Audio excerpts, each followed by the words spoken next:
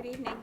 The special meeting of the Common Council is now called to order. May we have roll call, please? Mayor Gates. Here. Vice Mayor Miles. Here. Councilmember Kress. Here. Councilmember Lingenfelter. Here. Councilmember Scott Staley.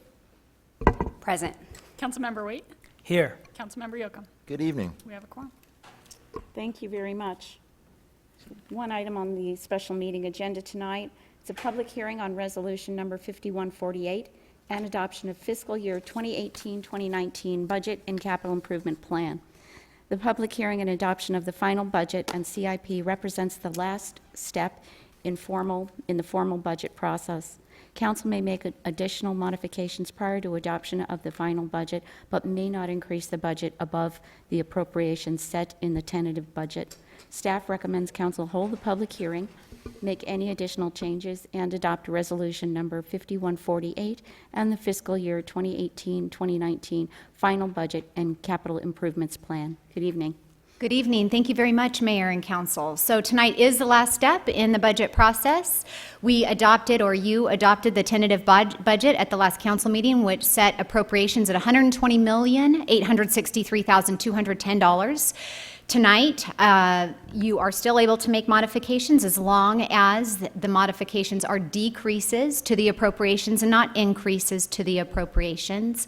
I would like to point out that we fell under the annual state limitation by $435,000. That is just a slight cushion, and that's really because we assumed the airport operations going into fiscal year 19. So at the end of the public hearing, I would request that you do adopt Resolution 5148, which would be adopting the fiscal year 19 final budget, setting appropriations at $120,863,210, and that would go into effect on July 1st. Thank you very much. Questions of staff? Thank you. This is a public hearing. Does anyone in the audience wish to address the council on this item? Do you have any? No one signed up to speak? Okay, then we'll go ahead and close the public hearing. It is now an action item. I'll entertain a motion. So moved. To adopt Go ahead. resolution 5148, was it? And Sorry. Thank you. I don't have it. So move to adopt resolution number 5148 and adoption of for fiscal year 1819 budget and capital improvement plan. we have a motion and a second. Any further discussion? Seeing none, all in favor? Aye. Any opposed? Thank you. That passed unanimously. Thank you. We'll go ahead. I'll entertain a motion to adjourn the special meeting at 5:33. Motion to adjourn. We have a motion to adjourn, and I'll second I that. have a motion and a second. Any discussion? Seeing none, all in favor? Aye. Aye. Any opposed? We will reconvene at 5:35 for the second special meeting.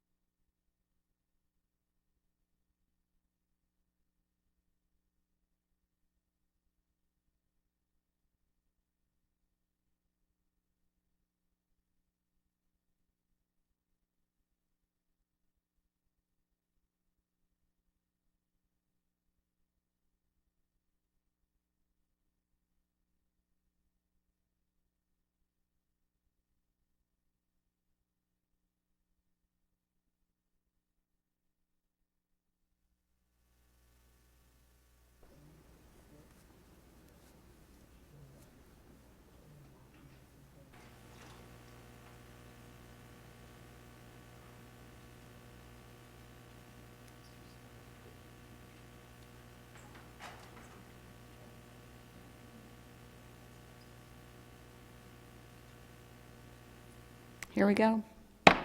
I'll call to order the special meeting of the Common Council at 5:35. Is there a need for roll call? Okay, thank you. One item on this agenda as well. This is a second public hearing for the home rule option and to adopt Resolution 5151. The Kingman voter-approved home rule option will place enterprise expenditures outside the state limit. The city must still operate within the state-imposed limit for all other expenditures. The public hearing tonight is the second of two. The first hearing was held on June 5th, 2018. The hearings allow public input on the proposed option prior to election. Council will need to vote on the proposed home rule option resolution tonight in a special meeting. Great. Thank you again, Mayor and Council. So tonight is the second public hearing public hearing for the home rule option. We held the first one at the last council meeting, and then we've also held several work sessions to discuss the home rule option. Kingman voters have approved of the city of Kingman operating under home rule option for many years, since 1988. And that home rule option basically excludes, in addition to what is constitutionally allowable to be excluded, water, wastewater, and sanitation expenditures from the state-imposed limitation calculation. We again are requesting that voters approve the same home rule option, with the exception that we also include or exclude the airport expenditures. It is an enterprise fund. It does not rely on state shared revenues or sales tax. It operates as its own special business unit and should be included as part of that exclusion. So Resolution 5151 this evening is the same as what has been in the past, other than it also includes the airport expenditures as being excluded. If it is approved by you this evening and then put on the ballot in November, and approved, then it will stay in effect for 4 years, meaning from fiscal year 20 through fiscal year 23. Thank you very much. Any questions of staff? Seeing none, this is a public hearing. Does anyone in the audience wish to address the council on this item? And no one signed up to speak. Okay, seeing none, we'll close the public hearing. It is now an action item. I will ask for a motion to approve. I move that we approve Resolution 5151. Thank you. Second that? We have a motion and a second. Any discussion? Seeing none, all in favor? Aye. Any opposed? Thank you. I'll entertain a motion to adjourn the special meeting. So moved. Second. All in favor? Aye. Any opposed? Moving on to the work session. We'll open the work session at 5:37.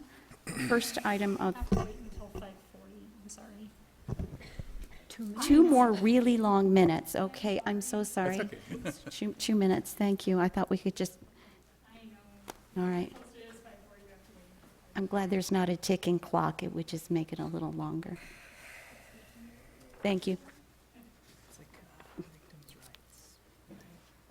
If we had commercial breaks, it would be perfect in 2 minutes.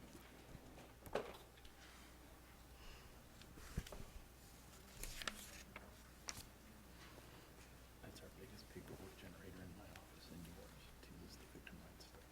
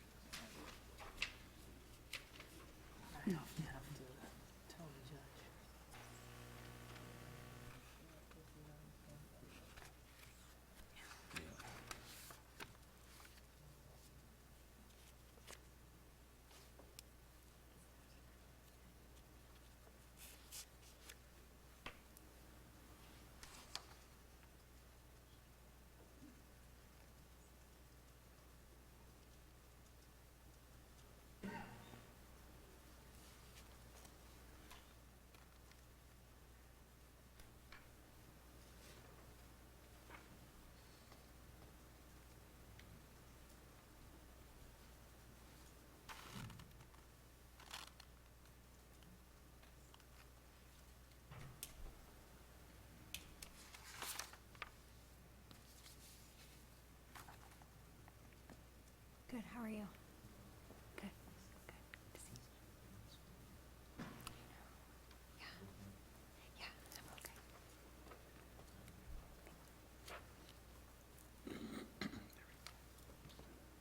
Ding, ding. I call this regular work session of the Common Council to order. All work session, it's 5:40. All work session items listed are for discussion only. No action can or will be taken. The primary purpose of the work session meetings is to provide the City Council with the opportunity for in-depth discussion and study of specific subjects. Public comment is not provided for on the agenda and may be made only as approved by consensus of the Council. In appropriate circumstances, a brief presentation may be permitted by a member of the public or another interested party on an agenda item if invited by the mayor or city manager to do so. The mayor may limit or end the time for such presentations. Item 1 this evening is revisions to the building zoning code, which allow for better compliance with the general plan. Good evening. Good evening, Mayor, members of the council. I'm going to focus, here I go, all right. I'm going to focus primarily on the zoning code, and if there's any questions concerning building, I will certainly give it to Keith here. But part of what we wanted to do this evening was just to kind of walk you through some of the past and what the challenges have been as far as it relates to planning and zoning. And as you can see by the first slide, it was adopted, the general plan was adopted by the City Council in March of 2014 and ratified on November 4th of 14. The state requires adoption of, or readoption of the general plan every 10 years. It is a policy document setting forth the community's long-term objectives, principles, and expectations for the future growth and development. The City of Kingman ordinance and the City of Kingman building code are adopted regularly, documents that help implement the general plan's goals for the future growth and the development of the City of Kingman. Kingman zoning ordinance. The City of Kingman zoning ordinances was adopted on June 14th, 1971. Okay? The purpose of the intent of the ordinance is to provide the economic and social advantages resulting from an orderly planned use of city's resources, conserve and promote the public health, safety, and general welfare, encourage and most appropriately use the land consistent with the general plan, provide a basis for planning, and for provisions of the public facilities necessary to fulfill the requirements of the existing and future developments. There has not been a comprehensive updating of the zoning ordinances in 47 years. There has been 289 text amendments over the last 47 years. There was an attempt to create a uniform development ordinance in 2006 and 7. Unfortunately, it failed. The number of text amendments are increasing yearly as certainly the new challenges and different things come up in the community. Most amendments are related to outdated standards, vague language, new types of developments, for an example, tiny homes and cargo containers, which we've just recently been through, sign issues, which have changed greatly over the years, and certainly new state laws. The City of Kingman Building Code has been updated regularly since its initial adoption on June 14th of 1955. The last date was on May 21st of 2013 to adopt the 2012 edition of the International Code of Council Family of Building Codes and the 2011 National Electric Codes. So the nice part for them is that issue is at a national level, but the zoning ordinances are Kingman specific. The last update prior to 2013 was in 2006, and there was likely to be an update within the next couple of years. And I'm pretty right on that one, Keith? Yeah, it's coming up, so okay. Both the City of Kingman zoning ordinances and the City of Kingman building codes are actually very much aligned with the general plan. And whenever staff has had to address an amendment, that's the one thing that they take into consideration first. Is that amendment or will that addendum align with the general plan? The City of Kingman Building Code has been adopted regularly and is staying current with the modern building requirements and trends. The City of Kingman zoning ordinance is, however, in need of a comprehensive update. The ordinance should also allow for more flexibility to accommodate for new types of development and planning trends. The zoning ordinance update should address outdated standards, clarify vague language, new state laws, sign issues, remove sections not used, and align with the building code, and more. The recommendation by staff is to hire an outside source familiar with managing and organizing a comprehensive zoning ordinance update that would include input from staff, stakeholders in the community. The update would be far too large a task with a limited staff. And that really, as you know, consists of 2 of us and myself, okay, is on the planner's side. This is our anticipated timeline. We would begin this year to interview contract agencies in the 2017 and 18 budget cycle. Then we begin to update in 2018 and 19 budget cycle and adopt a zoning ordinance in the 19-20 budget cycle. One of the things that we really would like to do is to begin to really examine companies that can do this for us, because with just 2 on staff, we will need somebody who can really bring to us best practices and really bring us a complete package. And so just a couple other things that I'd like to just highlight out of the planning and zoning area. We've completed phase 1 of the remodel, and part of that was really to create a better customer and working environment for the folks down there. So now we have completed phase 1, where you can come into the office, the counter, the computers, the conference room is all readily available and really ready to do business. The next phase, which will take place after July, after the new budget, will be the creation of a better working environment in the back where Sylvia, Bill, and Rich are located. As you know, they have no windows. The carpeting is from the original building. And so we are going to look at paint and things just to brighten it, to create that atmosphere, because they spend a great deal of time on the computer. And one of the things that we did do this last year was to make sure that they had adequate computer screens and not the little tiny things to look at, because they do an awful lot of research back there. So with that, I will certainly open it up to any questions. Both Rich and Sylvia are here this evening to back up anything. So. Thank you very much. Questions of staff? Yeah. I had a question. I apologize. Wait. Yes, thank you. Have we explored a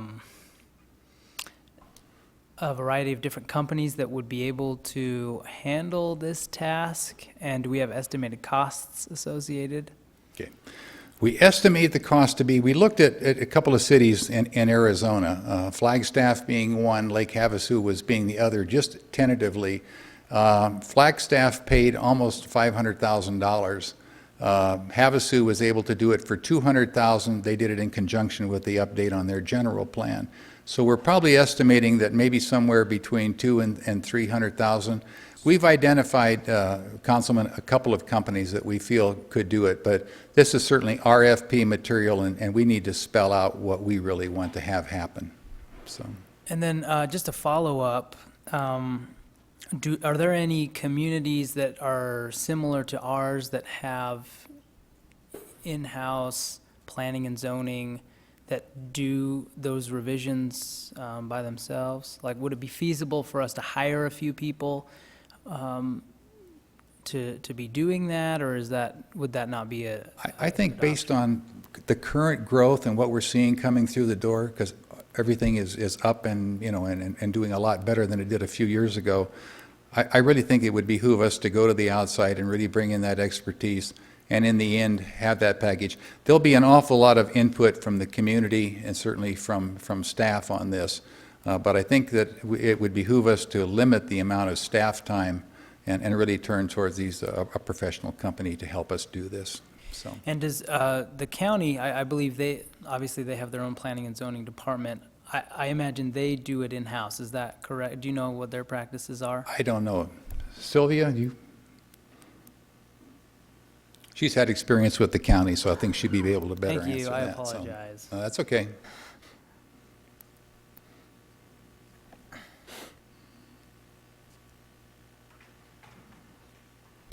Good evening. I'll try to answer that question to the best of my knowledge, but basically I did participate in some of the zoning ordinance updates we had while at the county, and it was in-house, but it did take a lot of staff time, so there's no joke about that. Committees were formed. Can't remember if they were assigned by board or commission, but committees were assigned with your local stakeholders, utilities, developers, and probably over a year's time, we had to go to various places, and of course at the county it was much larger, so we were going to various places in the county to do public meetings and take input. I would say it took about a year or more, but again, the zoning ordinance at the county was updated more regularly than we have here. So probably in between general plan updates, we were doing the zoning ordinance. Okay, thank you. You're welcome. And while we're, investigating this possibility, perhaps I would recommend that we look at the various agencies that could do this and do a kind of a cost estimate, and perhaps also consider maybe bringing on a staff member, just maybe look at different communities and see what they do. Perhaps there's a community that's similar to ours that does have planning and zoning staff that it works for them, and see just the different options would be nice if we could. We have also thought about that too, because one of the things that we'd like to do is that, as you know, we have tons of files down there, old files in the file cabinets, and so it may be that we would bring on an extra body on a part-time basis or something to begin to look at scanning and get that stuff online, get it done electronically, because all the files currently, most of the stuff exists today on paper. So. That answer your question? Yes, and I imagine someone like that, perhaps the firm that we end up going with, if that's the route we take, it might cost us less when paying them if some of that work is done, it's upfront. Yeah. Councilman, we've also looked at that same situation and said, would it behoove us even on the scanning to bring in a firm that would again give us an end product and something, so. Because again, I see Sylvie and Rich on a daily basis, and just the number of calls coming in and the stuff that Sandy handles out in front, we're staying pretty busy. But you can see it in what's happening in Kingman. So, Thank you. Councilmember Lincoln-Felter was first, and then Vice Mayor Miles. Thank you. I'd ask for this work session. I'll ask my zoning ordinance questions first. I think the zoning ordinance could be a really important downtown redevelopment resource, and I'm sure we'll hear some of that later in the meeting tonight. But, I'd like to see it encourage mixed-use commercial residential development in downtown and other appropriate places in the city. You go to other downtowns in like Durango and in other areas where you see like a business on the bottom and maybe something on top where someone's living. I think that's a really important revitalization tool for our downtown. What's the current process right now if somebody, let's say, had a building downtown and they wanted to create a business downtown and then maybe some lofts or something on the top? Is it a what do they have to do right now versus what compared to other cities that already have that? I think that's actually Rich's area. well, Rich, this is a team effort. Yes. Okay, thank you. But Councilman, I do agree that that's some of the zoning districts we're trying to get into the new updated zoning ordinance, because we had several situations where we've tried to do some type of flexible, or somebody's asked us to do some kind of flexible development, and we're like, this is what I have, let me see how I can do it. So agree with you that we want to put some of those zoning districts in. Yeah, just from what I've seen, it seems sort of like trying to push a square peg through a round hole right now, or in other areas, and I don't mean that in a bad way. I just mean compared to other cities, it's much more streamlined and it's a little easier to do that. So, Yeah. What do they have to do right now? Councilman Lincoln-Felter, currently the downtown zoning, it's mixed between C2 and C3 primarily. Both apartments, commercial uses are all permitted in those districts. So you could have a mixed use with shops downstairs and apartments upstairs. We would just work with the building code to make sure that, that would work, but it certainly is possible today. Would they have to request any sort of a special additional approvals or anything? No, just as long as it was done in accordance with the building code. Yeah. Okay. And then the building code right now, does it make it easy to redevelop properties within the historic downtown? Or are we still working on that? As far as the building codes, real team effort. Regarding the building Quite a codes. team effort, thank you. Yeah, we'll just get everybody up here. Okay. Good evening, Mayor, Vice Mayor, and Council.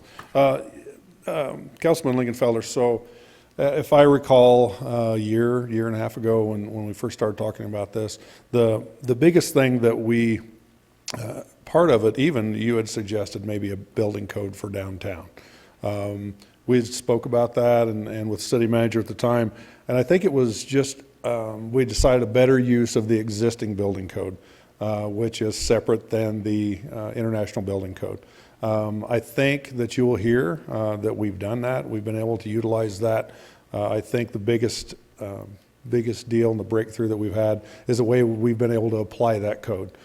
So it makes it very easy. And when we talk about the dual use, most of those buildings were all built that way.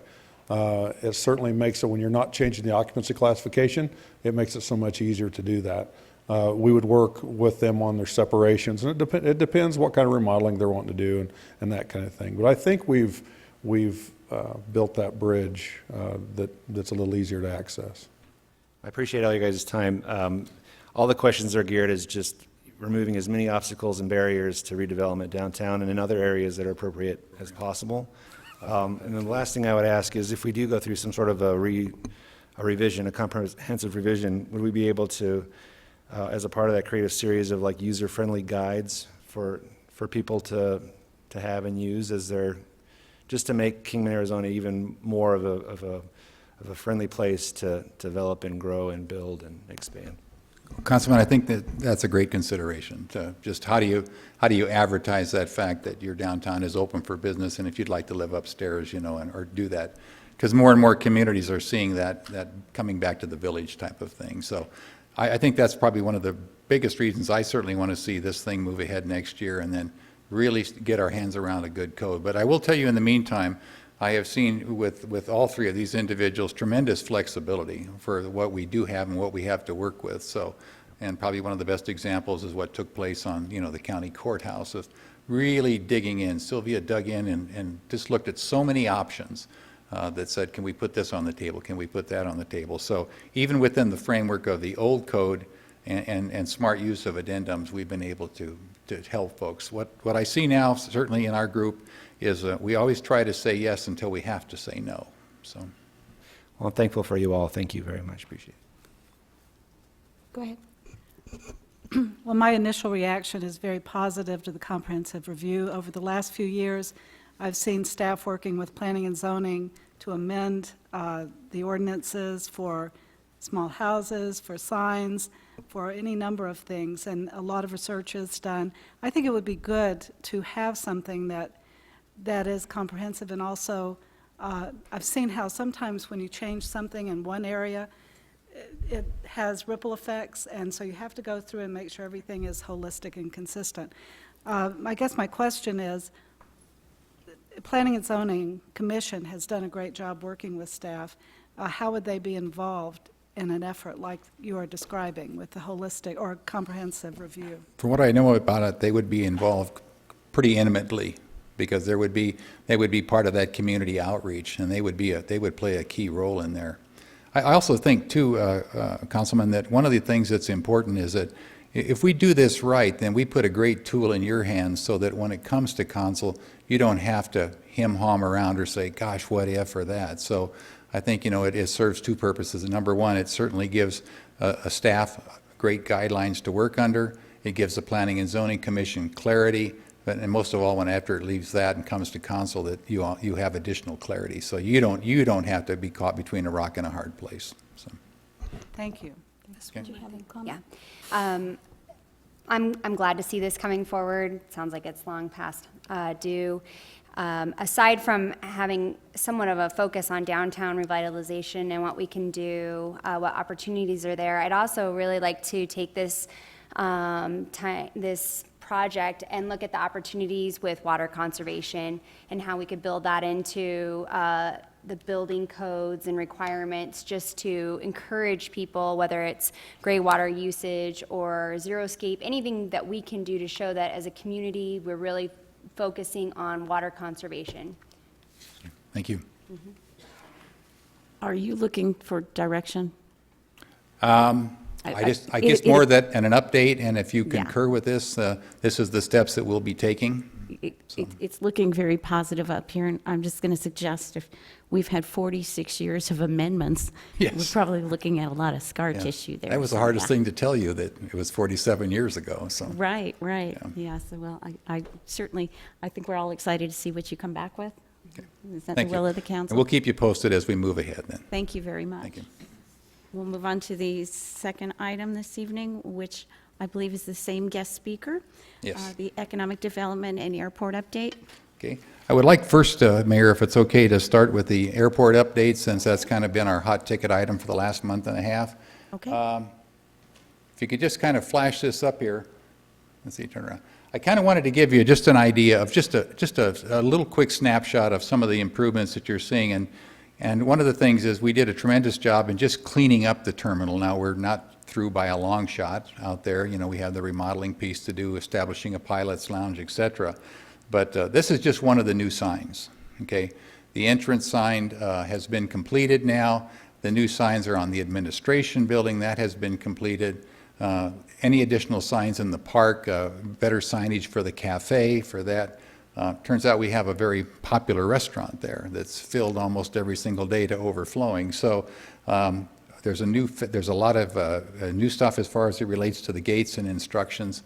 And a lot of this has come through the guidance of the user group. And so we have a large checklist, and I'll kind of talk about that a little bit later that we do. But I just wanted to share that photograph with you, because that's what folks are going to see when they come into Kingman. You're welcome. So, okay. Update on the airport. The city has as you know, has just been a little over quite a month and a half. And the current oversight at the airport is myself and a gentleman by the name of Joe Husband. Joe is the interim airport manager, and Joe comes to us with some 30 years of experience. The unfortunate part is Joe had other obligations, so we get him 1 day a week. Next week we get him for 2 more days, and then come August we'll have him for a little longer period of time. Maybe we can have him 3 or 4 days a week. He's been a godsend from the standpoint of the FAA rules, et cetera, and just the fact of his knowledge of aviation. So.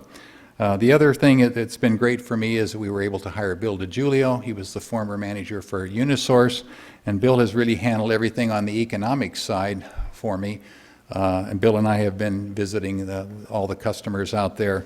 But what's been nice is Bill has been able to fill in for those things that Joe brings forth, so there's no time lost, whether that's signage or whatever we have to address on the runway side or on the park side. So I'm glad to have both of those fellows with us.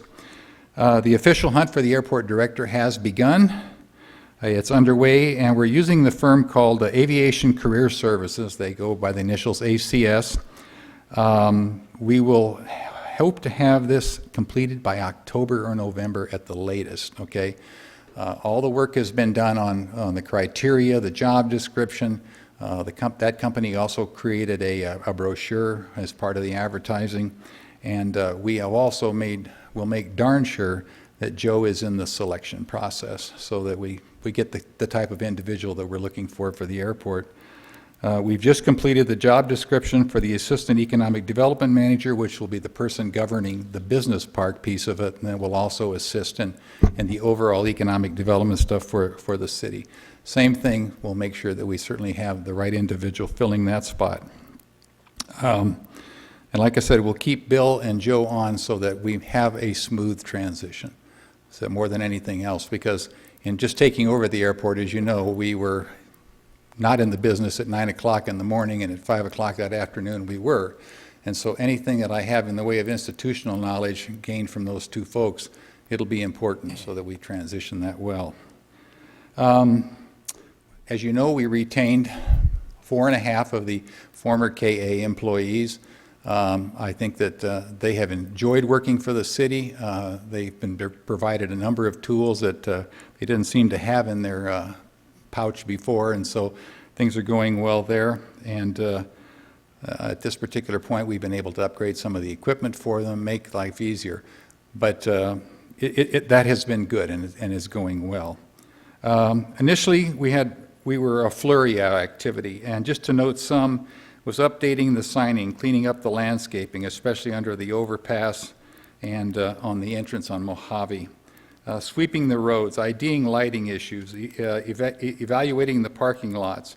And to that measure, next week, we will begin work on the 2 parking lots. We will tie them together. They will be resurfaced and restriped, which will be a major improvement. The other thing is that a number of the lights in the parking area were out. We're addressing that right now. So again, thanks to the other departments in the city for helping out with this. We are addressing weed control, the mowing. We had to go out and purchase a smaller new mower, and then we will actually be looking at a mowing capability for the runway and a much larger tractor and a mowing apparatus. And so that is in the budget you all just approved. And we generally looked at all their equipment needs out there, and one of the things that we took and said was, you know, we're the city, we're running this now, it's important that we do the right job. So if there's a card that needs to be on the shelf for parts, for an example, to run one of the electronic gates, then so be it. If that card happens to cost $900, that is in essence the price of doing business. We're also working on the draw site. That is extremely complicated, and one of the things I am grateful for is that Joe has an excellent reputation and relations with the FAA, because the draw site is difficult. So, but we're moving right along on that. The other thing we're looking at is crack filling, resurfacing, restriping of the terminal, administration lots, and then we're going to start the remodeling process on the terminal. We kind of batted this back and forth whether we were going to do it in-house or did we have to go outside. It looks really like they were going to need to go to an outside contractor and get that done. There's extensive electrical work that needs to be updated and stuff. Speaking of electrical work, it's really nice to have the former utility guy working with you, because every time we run into a little utility problem, and I have to tell you guys, it's not been just here. Bill has been able to help me with that sign, you know, that we got tore down on 66, and that electricity. And he's looking some other things that'll be an improvement for us, and certainly even in the downtown area. So I'm glad I can have him as long as I can. So the other thing too is within the few weeks or a couple of weeks, we'll have a wireless connection to the airport. IT will be operating a voice over data, and so they will be online. The difficulty that we had with the phone system was that even the phone company couldn't recognize the system because of its age, and there was nobody that could help us. So we kind of muddled through and were able to get the voice recordings changed enough to at least get us by until such time as they can tie into the city system. We've held 2 meetings to date with the user group, and I know Councilman Yoakum has been present, and it's been really good. We are still operating off their original checklist, and so Joe forwarded me today. We've got a number of those things done. There's still some things that are pending and some things that are just a little more complicated than just being done in one day. But in these 2 meetings, they certainly had the opportunity to talk, and they had the opportunity to talk with Joe, who knows FAA, knows the flight stuff, and so that has been very good. In fact, I've been the benefactor of a couple of things where a couple of the folks who called me over and said, "Did you know about this or that?" They saved us a headache, you know, because we were able to jump on a couple of things and get it taken care of. The advisory group has been selected. We will get that up and running and schedule it in July. And then I know that that Sydney will come in and help us and give them the guidelines on which they would operate under, and then we will get that off and rolling. To date, Bill DiGiulio and I have visited some 17 different businesses in the business park. They've been extremely enlightening, and in many cases, they were just tickled to death to see us. And in almost every case, they asked, would we please tour their facility so that we would understand what they do and what their contributions are to the community. And so we've actually had one of the larger users there, and actually the largest person under roof as far as the leasing agent. We met with them last week, and one other company stepped forward and called me today and said, we'd really like to joint market with you guys, you know, because they want to see things happen. It's to their benefit, and it certainly is to the park and to the city of Kingman. So we will be meeting, for example, in early July with Patriot Rail. They're very excited about their operation here in Kingman, and they'd certainly like to see it grow. So isn't that great to have a partner like that? What I thought was even better is that we now have a partner who, when he told me his experience, that understands railroad beyond that, because we often have our challenges with right-of-way or whatever that may be. So I thought that was really good. I find it very interesting that in the economic development business, attraction is the sexy part. Retention never really is. But I remind myself one time when I was in a dentist's office, and I laid back in the chair and I looked at the ceiling, and they had a sign up there, and they said, we're your teeth, and if you don't take care of us, we can leave you. And so I think what this retention thing is, we've been able to identify things that we can help them with.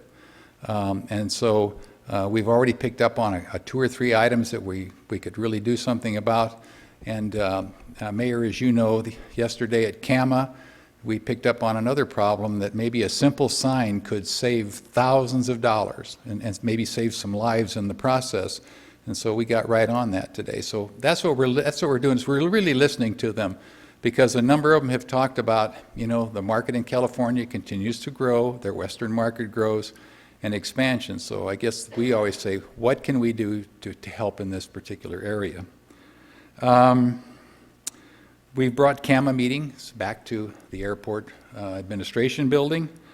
And one of the things that we've encouraged at each one of our visits is to encourage those folks to participate in CAMA. And I talked to John Henson, and he said that already he's had inquiries from companies that didn't participate before as a result of these visits. I just told him, I says, there's strength in numbers, and CAMA can bring a lot of stuff to the table, and they certainly can help folks in the way of training facilities and things like that. One that joined yesterday in the board of directors was from American Woodmart. And as you know, Mayor, I think that's going to be a real plus, because they have access to some facilities that everybody can use, and they're more than willing to do that. So I think that is a great deal. Also, CAMA asked me to join their board, and so I said, absolutely. I think it's a great tie for the city to have that responsibility to work with CAMA and certainly and help them.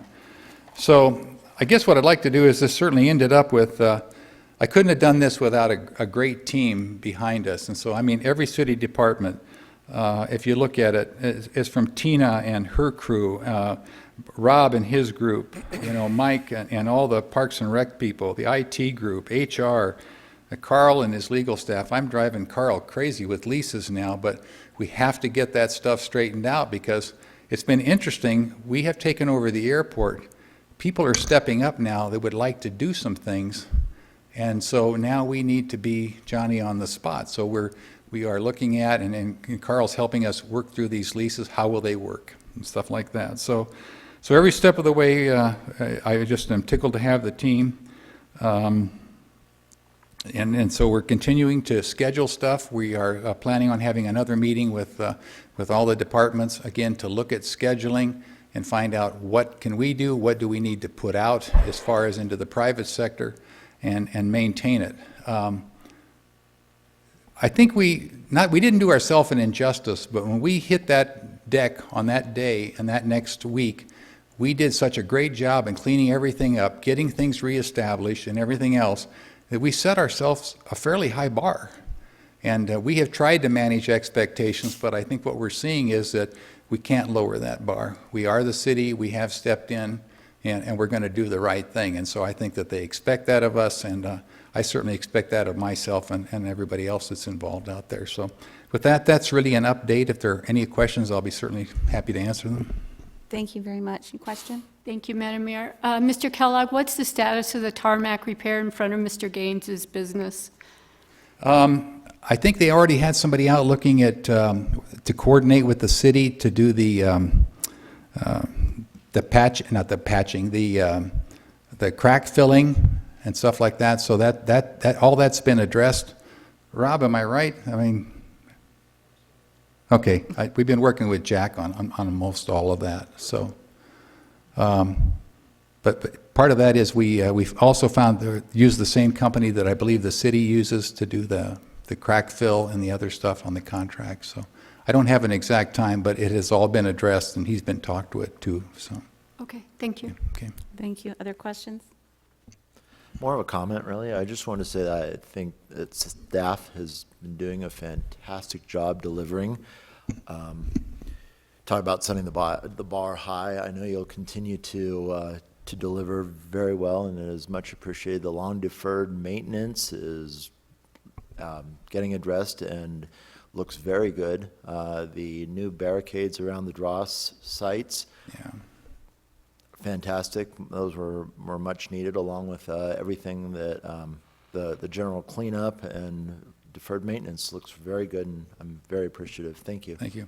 Well, in conjunction with that is, as you know, we'll be addressing that really very busy gate, and so we'll be completely rebuilding it. So, you know, they found out something interesting. We went out and we buy the new card because that kind of burned out. When you put it in, it wouldn't talk to the old cards, and so, you know, we're really going to have to start to address a number of things like that. So, yes. Councilmember Lincolnfelter? Yes, I have some questions. Thank you, Gary, for the update. You had mentioned business retention, and I completely agree with you on that.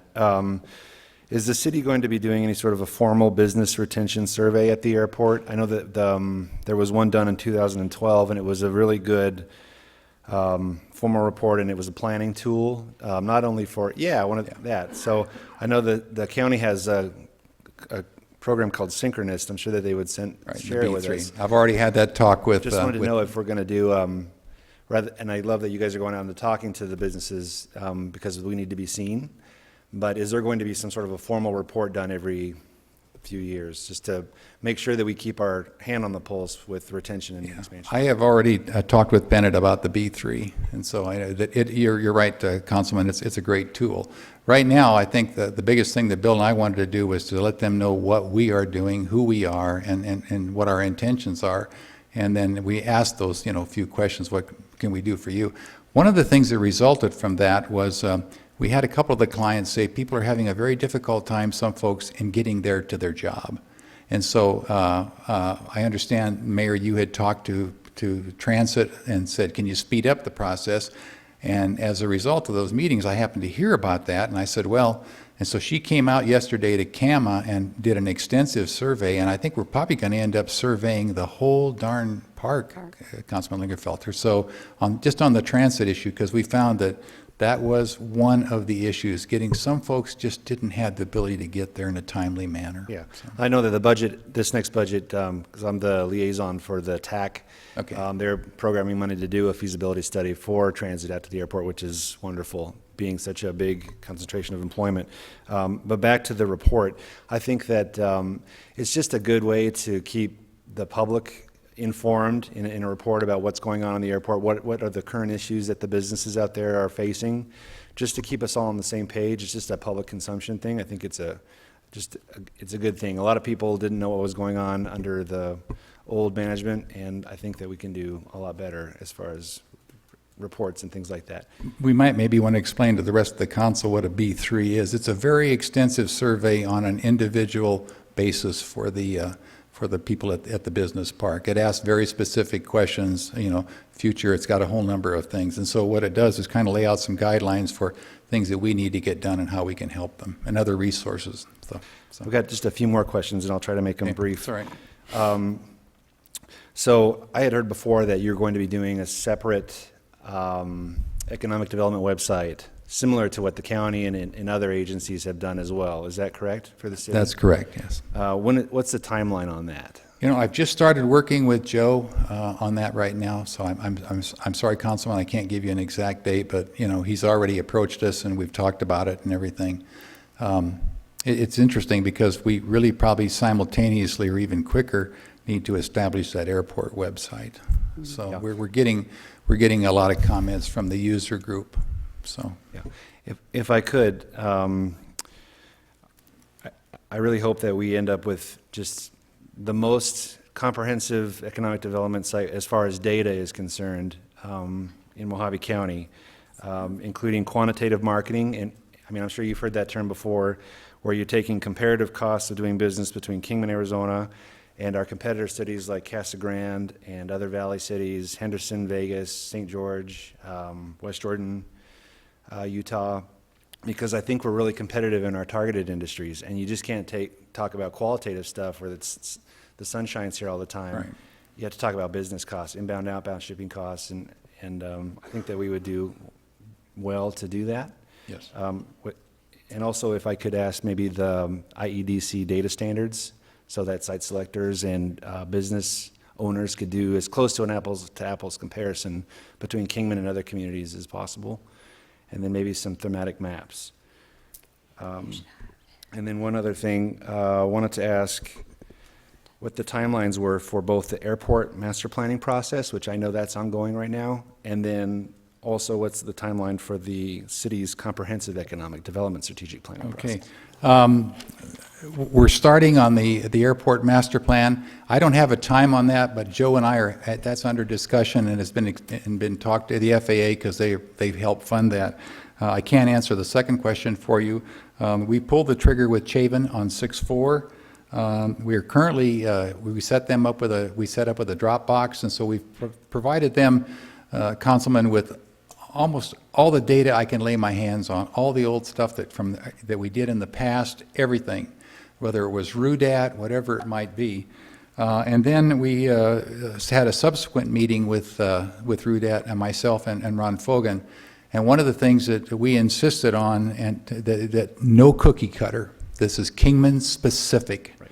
And so, you know, as you know in your past life there, you have to watch some of that so that it doesn't get just to be a boilerplate and stamp it out because it works every place else. So they assured us of that, and I didn't have a chance, but just before I left to come here, Chaven had forwarded some information on a new idea and a new approach that might be very beneficial to us. So I'll know more about that when I read it in the morning. So.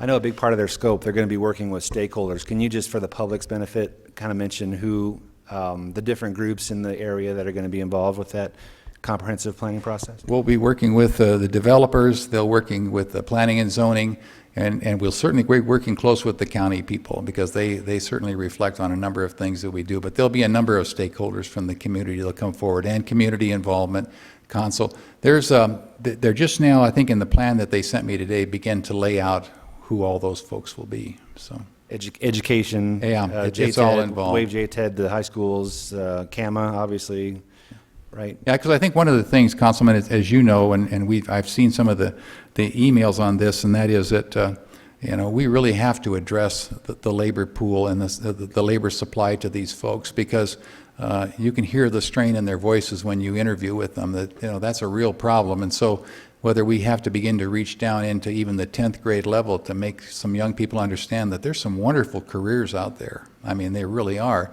So, but how do we start to map that to the future? So every community is facing it, and I think this problem, when we get down to 4.0 and below on unemployment, doesn't help. But you know, it's another thing I think we can begin to do something about. Yeah, so. Well, certainly when you see our median age start to tick up, it's something that we have to address. Yeah. My last question is, what efforts have you and your staff been involved in as far as downtown and the continuing revitalization of downtown?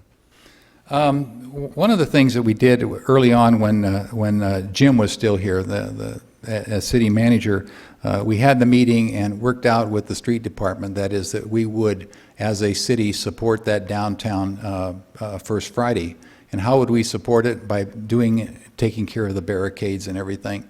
And I think one of the things, and I haven't had this in-depth conversation with Ron yet, but it's something that we do well. And I saw, Councilman, what it takes to train somebody to do barricades, and I don't think I want to do it. There's a lot of responsibility that goes with that. So maybe that's just one of the things that we can do, is that we can step up as the big brother or the 800-pound gorilla in the room and say, you know, we can do those sort of things. Let us take care of that. So that will certainly help. I think the other thing is we in the Main Street meeting the other night, and I'm really kind of glad you brought it up. I think maybe it's our time as a city to step up on a lot of things in the downtown area. You all were the council that finally had the guts to make the arch happen. 14 years in the making is a long time. I don't think we should wait for generations to pass to do things like this. But maybe we have an ideal opportunity right now. Not too long ago, I attended a wedding up in Prescott, and one of the things that caught my eye was bump outs. And they had the same streets we do, the high crowns, the high curbs and stuff like that, but they made a point of doing these bump outs, slowing traffic down, doing a number of things, beautifully planted, by the way, and stuff like that. And they're not a lot of different than we are as far as an old established, you know, Western community. And maybe right now we've just been given that opportunity by your decision on the arch, because what is sitting at the base of the arch? Bump outs. Slows traffic down. And I saw the first time I went through there, I instinctively slowed down, because They just sort of tell you that, you know, and now that traffic will go into, maybe come in down the main street just a little bit slower. So there certainly are things that we can do. On the economic development side, as far as the downtown goes, maybe it is our time to step to the plate, whether it be bump outs, new kinds of antique lighting that sort of fit the downtown area, that sort of thing, and just continue to encourage it. Because one of the things I think I have shared with folks before is when you look at Josh's figures down there and by the way, our tourists, and I'd like to cover that in another session with you, it is really growing. 49% of our visitors, they want the historical piece, okay? The other thing that they want on the highest percentage is events. So those events and that historical piece is really important, and so, you know, I'm sorry. No, thank you. All great information. I really appreciate you and your staff. Certainly the downtown efforts, when you have a city that's so dependent upon local sales tax, the sooner we can make the downtown into a true destination to get those dollars, the better, I think, in my opinion. But thank you very much, and keep up the good work. Okay. Just to update you on the economic development side, we have two companies outside of the air park that we've been working with over the last couple of months. One south of town, and I've been working with them and Bennett Bradley at the county. We're having an interesting phenomena take place right now. Over the last 3 weeks, the inquiries are coming on how is I-11 being routed through Kingman. And I just got off the telephone about 4:30 today with a gentleman who is buying property based on that alignment. So, you know, and these are folks out of Las Vegas, so you know what's happening is they're seeing that opportunity because it's almost pushed through Boulder now. And so what's going to happen at the Kingman side? So, I mean, I think the I-11 is another thing. So what's really been great is that engineering was able to share with me that whole I-11 package from ADOT. And so now at least we have something to talk with them about. So If you follow their website, the joint website, the I-11 corridor website, I think, you know, in Nevada, it's going to terminate at the dam. yeah. If we play our cards right, we're going to have, you know, between ADOT's efforts and our local efforts, we're going to have 3 new interchanges. If we play our cards right, we could be the first stretch of Interstate 11 through Arizona. It starts in the north and goes all the way down south through. Wouldn't it be nice, Councilman, if we could get ADOT to speed up that interchange on Right. I-11, though?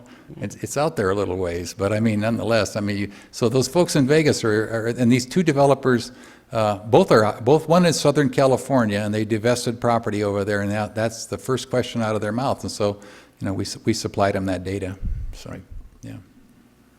Other questions or comments? Just one comment. Thank you, Mr. Kellogg. If went back to the downtown development, if you could take a look at, pardon me, temporary revocable easements and how they could be implemented downtown. Downtown Tucson has done a wonderful job with that. It's a revenue generator. It helps businesses. Okay. Vice Mayor? Just following up on downtown, I spoke with someone today who's at the Kingman Center for the Arts, and she said that some tourists came in to the center, and they said, you know, we just saw the arch, we were passing through, we saw the arch downtown, and we decided to come down and see what it was all about. And so I think that is just, you know, step one. I think it's going to attract a lot of tourism, and I'm really excited for our celebration. The other thing, I'm really glad to hear about the I-11 excitement. I think, you know, we just really have to keep our focus on the city's part and get these interchanges built, because they are a connection to the commerce corridor. That's what I call it, and I'm excited about that too. Thank you for all the work you're doing. Thank you. You and your staff have just done magnificent work, and it's going to pay off for the city. Thank you. One other thing I just wanted to share with you this evening, this is a thumb drive. It's kind of interesting, about the size of a credit card. And how this came about was that we had an older thumb drive, and Sylvia had a lot of information on her computer from last year that she had supplied to some developers who were going to the ICSC in Las Vegas. Well, I was a little late coming into the job, and so we couldn't do that, but we had 2 developers. One developer that's working with one of the crossings, and the other developer has been around Kingman for a long time. And what he decided, he said, I'm going to the show. And he said, did you have anything? And so we can do the brochures, but this thing here actually contains about 14 different brochures and points of information, all the way from the community prospectus to my contact information, to our economic development plan as it exists today, an aerial view of Kingman Crossing, the zoning, the market analysis, the retail report, and it's really cool because it's just a little flip out here. Well, on the front of it is a picture of the city of Kingman along with the logo. Now, we're going to reorder these. We've gone through about 40 of these between those two developers at the show just recently. I asked them, how'd they like it? And they said, well, the guys love it because they don't have it's not like a brochure they'll throw away. And we gave them a lanyard like this to hang around their neck if that would just help them hang on to it. And a gentleman that's interested in this whole I-corridor thing, I gave him one of these last week, and he called and he said, wow, he says, that was really nice because on my own time, I could just go through it, you know, and kind of just look at stuff. So that's just another tool we'll be using, and so we're going to modify it, maybe change it a little bit. They're not free, but it's another form of advertising that works well for us. So that really is a combination of both the airport and the economic development, so certainly open to any additional questions you might have. Thank you. Did you have a question, Councilman? Just looking forward to perhaps another update from yourself, and I don't know if the city attorney would like me to ask for this under agenda item 8, future work session calendar items. But another update on the airport and Item 8. economic development in September or August or September. Councilmember, let's go ahead and address that under item 8, if you would, please. Okay. Thank you. Could you also, then, I'd like to take that opportunity to update you on the tourism piece, because we've done a lot of things in that area, and I think it would be good for council to know about that, so, yeah. We'll keep it a little shorter than tonight, so. Mr. Kellogg, thank you so much for Thank you. your efforts. I really appreciate the energy that you're bringing to the community. It's great to see so many wonderful things happening in our town. Thank you. Thank you, Mayor. Report. Moving on to item number 3, presentation by Lonnie Lott of L&L Consultants regarding the Main Street program. Good evening. Great, thank you. Do I just click this one? He's going to bring it up on the screen, right? My presentation?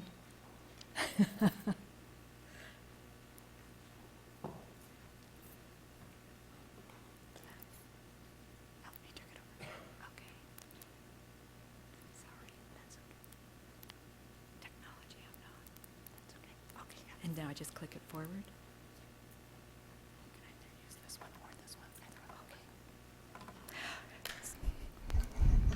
Okay, so I have been asked to present a high-level presentation in 20 minutes or less on the National Main Street approach and how that is fitting in with your efforts here in downtown Kingman and your revitalization. So I'm going to move through this, and then I'll have plenty of time for some questions and answers at the end. Okay, right there.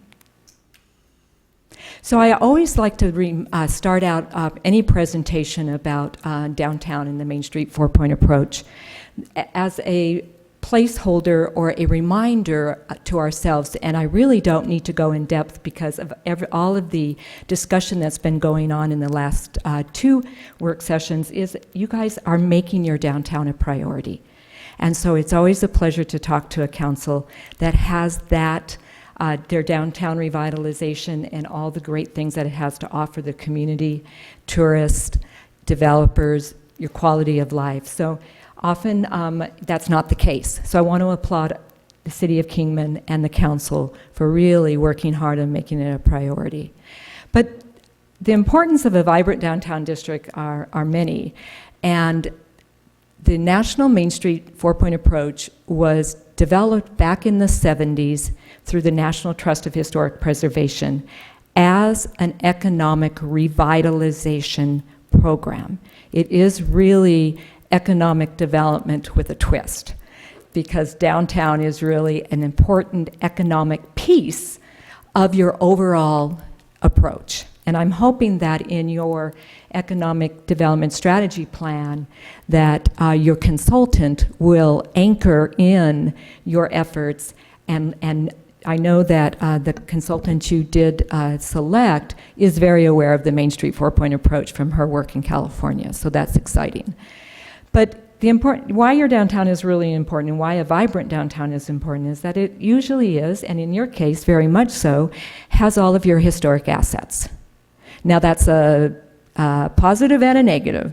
It can be an opportunity and a challenge at the same time. But that is really tells your story. Your historic assets are there, that was your beginning, that is where your city started. It is an indication of the local sense of pride. And that's really coming forward with your new arch. I am so proud of that arch. It's so great and it's exciting, and I can't wait to take pictures of it and really help promote it across the state. Congratulations on getting that up. Your downtown has existing infrastructure in place. You have your streets and your infrastructure. You have existing buildings there. So you aren't starting from just scratching in all of the costs that go into a brand new development. A vibrant downtown is the community's gathering place, and that's becoming very obvious with your new Friday event, your events, your park, people strolling on the sidewalks, but it is a natural community gathering place. And that is one of the key assets of a very vibrant downtown that's really looked at, managed well. It's a natural business incubator. Retention, as Gary was talking about, is more important, if not, than new business attraction. And often when developers come into a community or a new business is looking at relocating, whether it's out at the airport or it's in another area in your city, is they'll come down to the downtown and see how well kept it is, see how vibrant it is. It is an indicator of your health of your city. If it's well kept, if it's got lots of different types of independent businesses there, if there's people on the streets, they will come and look at your downtown's central core. What I like to always remind communities that is, this is typically where your locally owned businesses and properties are located. This is where new entrepreneurship is happening. And you're really seeing this trend with your brewery, with your restaurants. Independent retail is much harder these days, and we're looking at it in a whole different method on how to really anchor in that very important sales tax piece of a community. But primarily in a downtown core is where you have your locally owned and operated businesses. And then especially last in your case is you're still the civic center. Your downtown is the civic center. You've got your county, your city, your courthouse, your post office. You have all of these key uses that bring people to your downtown, and actually you're one of the anchors. Like Penny's used to be, or some of the larger Woolworths, civic services have become a very important anchor. So it is the value of an economically thriving downtown is it does create jobs. Maybe not as many as a large new business that comes into your community, but if you were to count all of those smaller businesses as well as your public services, you are creating job creation. It is real estate and reinvestment. Cultural heritage brand, very key, and one of your target markets that supports a lot of your independent businesses are your visitors and tourists. They depend on that market. It's sustainable practices. You're protecting your legacy. You have a community connects to a place, and then business retention, expansion, and attraction. So the National Main Street 4-point approach was developed by the National Trust for Historic Preservation in 1977. And it was launched as a pilot program in 3 communities for 3 years. It looked at the 4 pillars that are important to really managing and revitalizing a downtown. The National Trust, since then, has spun off the National Main Street Center, which was a program of the National Trust, and spun that off in 2016, and Main Street America was formed, and it is a freestanding nonprofit organization now. Presently, there's 2,000 plus communities across the nation that are part of the membership-based network. And there's the website for you. And I apologize for not getting copies of these slides, but your city will have them, and they can get them to you. So the Main Street four-point approach looks at these 4 pillars or areas that are really necessary to helping sustain, revitalize, keep a thriving downtown district. I always want to remind communities that the National Main Street four-point approach is not this thing that you plop in and suddenly it's a miracle. This is an approach, a structure, a national brand, and a way that a community can come together with the public and the private to really say, how can we get the most out of our downtown? How can we make this the place that we as residents of Kingman are proud of, that visitors want to come and enjoy, that investment can happen? So the 4 pillars are looking at community support and engagement, and lots of different activities fall under that. It's economic and entrepreneurial development, and lots of different activities and tools fall under that.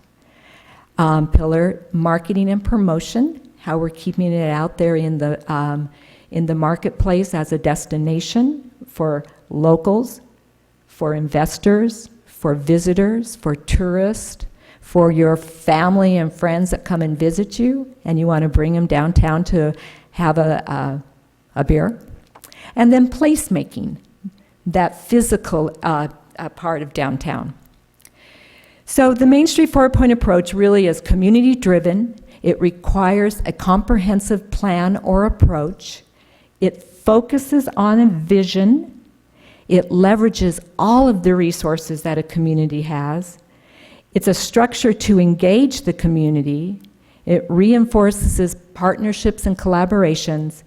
And it's, like I said before, an economic revitalization program based in historic preservation. So these are some, since National Main Street started back in, this is from 1980 to 2017, as part of the national network, communities are asked to bring forward as a state their reinvestment figures. And these are figures that are collected each year, and these are dollars reinvested, buildings rehabilitated, net gain in jobs, net gain in businesses, and this is cumulative. And then the reinvestment ratio is for every dollar that's invested in downtown, it has a return on investment for $26.83. So these are your national stats. And this shows the impact of a comprehensive managed approach to downtown. So where do we sit with Arizona's Main Street? It's kind of a sadder story, but we're still there. Main Street, Arizona Main Street was established in 1986. That is when National Main Street brought the program out to the West Coast. You were established the same year that California also established their state program and legislation. And up until 2010, it was housed in the Department of Commerce, which then became the Arizona Commerce Authority. And in 2010, when the legislation had to balance the budget, they swept the program. They repealed the legislation. It was funded through lottery, and they did away with the state program as we know it. A task group was formed. We worked hard with the State Office of Historic Preservation, and we reestablished it in the State Office of Historic Preservation, hoping that we could continue our agreement with the National Main Street Center to continue being a coordinating program. And that's where we are today. Just recently in 2017, late 2017, SHPO has handed the day-to-day management of the State Main Street program over to the Arizona Downtown Alliance, and that's who I'm representing today. So currently, these are not necessarily state Main Street programs recognized, but these are the rural communities that are currently using the approach in one form or another. I put you in there because you guys are using the 4-point approach. When we did the visioning several months ago, and then we came back and developed your work groups, we were using the 4-point approach to help form those groups and identify the action steps under each of those 4 groups. In Maricopa County and in Pima County, we have neighborhood districts and cities using the Main Street 4-point approach now as part of their structure to make sure they're engaging a good cross-section of stakeholders and partners, and that includes Roosevelt Row, downtown Mesa, downtown Scottsdale, downtown Tempe, downtown Phoenix. In Tucson, that is downtown Tucson, but really starting to embrace it is the 4th Avenue Merchants Association. Again, using the approach on various levels. This is our state impact of the Main Street program from 1986 up to the last time we collected reinvestment figures to 2015. So you can see these were from 15 of our designated state Main Street programs at the time, and these were over those years, and this is the impact that our state had using the 4-point approach. So Pillar 1 is the community support and engagement, and these are the activities and tasks about really building the capacity to carry forward the vision and keeping people excited about downtown and being a piece of it. It's all groups come to the table to really look at downtown that have something going on that can contribute to its revitalization, whether that's the Small Business Development Center, the county, the schools, the city, the downtown businesses, the property owners, and it really involves building a structure or a way that they can come in and be part of it. And there's all different kinds of models across the nation of how this happens, if it's born out of a chamber or a downtown group, or it starts up from a citizens group, or it starts from having a visioning session, and then really people coming together and realizing they really want to form and become more formal in their approach. The one thing that keeps the Main Street 4-point approach moving forward is consistency and a coordinated effort. So the key piece is having someone who's dedicated to really rallying the troops, herding the cats, and keeping those activities moving forward. So often a city will contribute to the funding of a downtown coordinator or provide some seed money to help them be able to move that piece forward. It really does take, your downtown is very large. It has a lot of moving parts.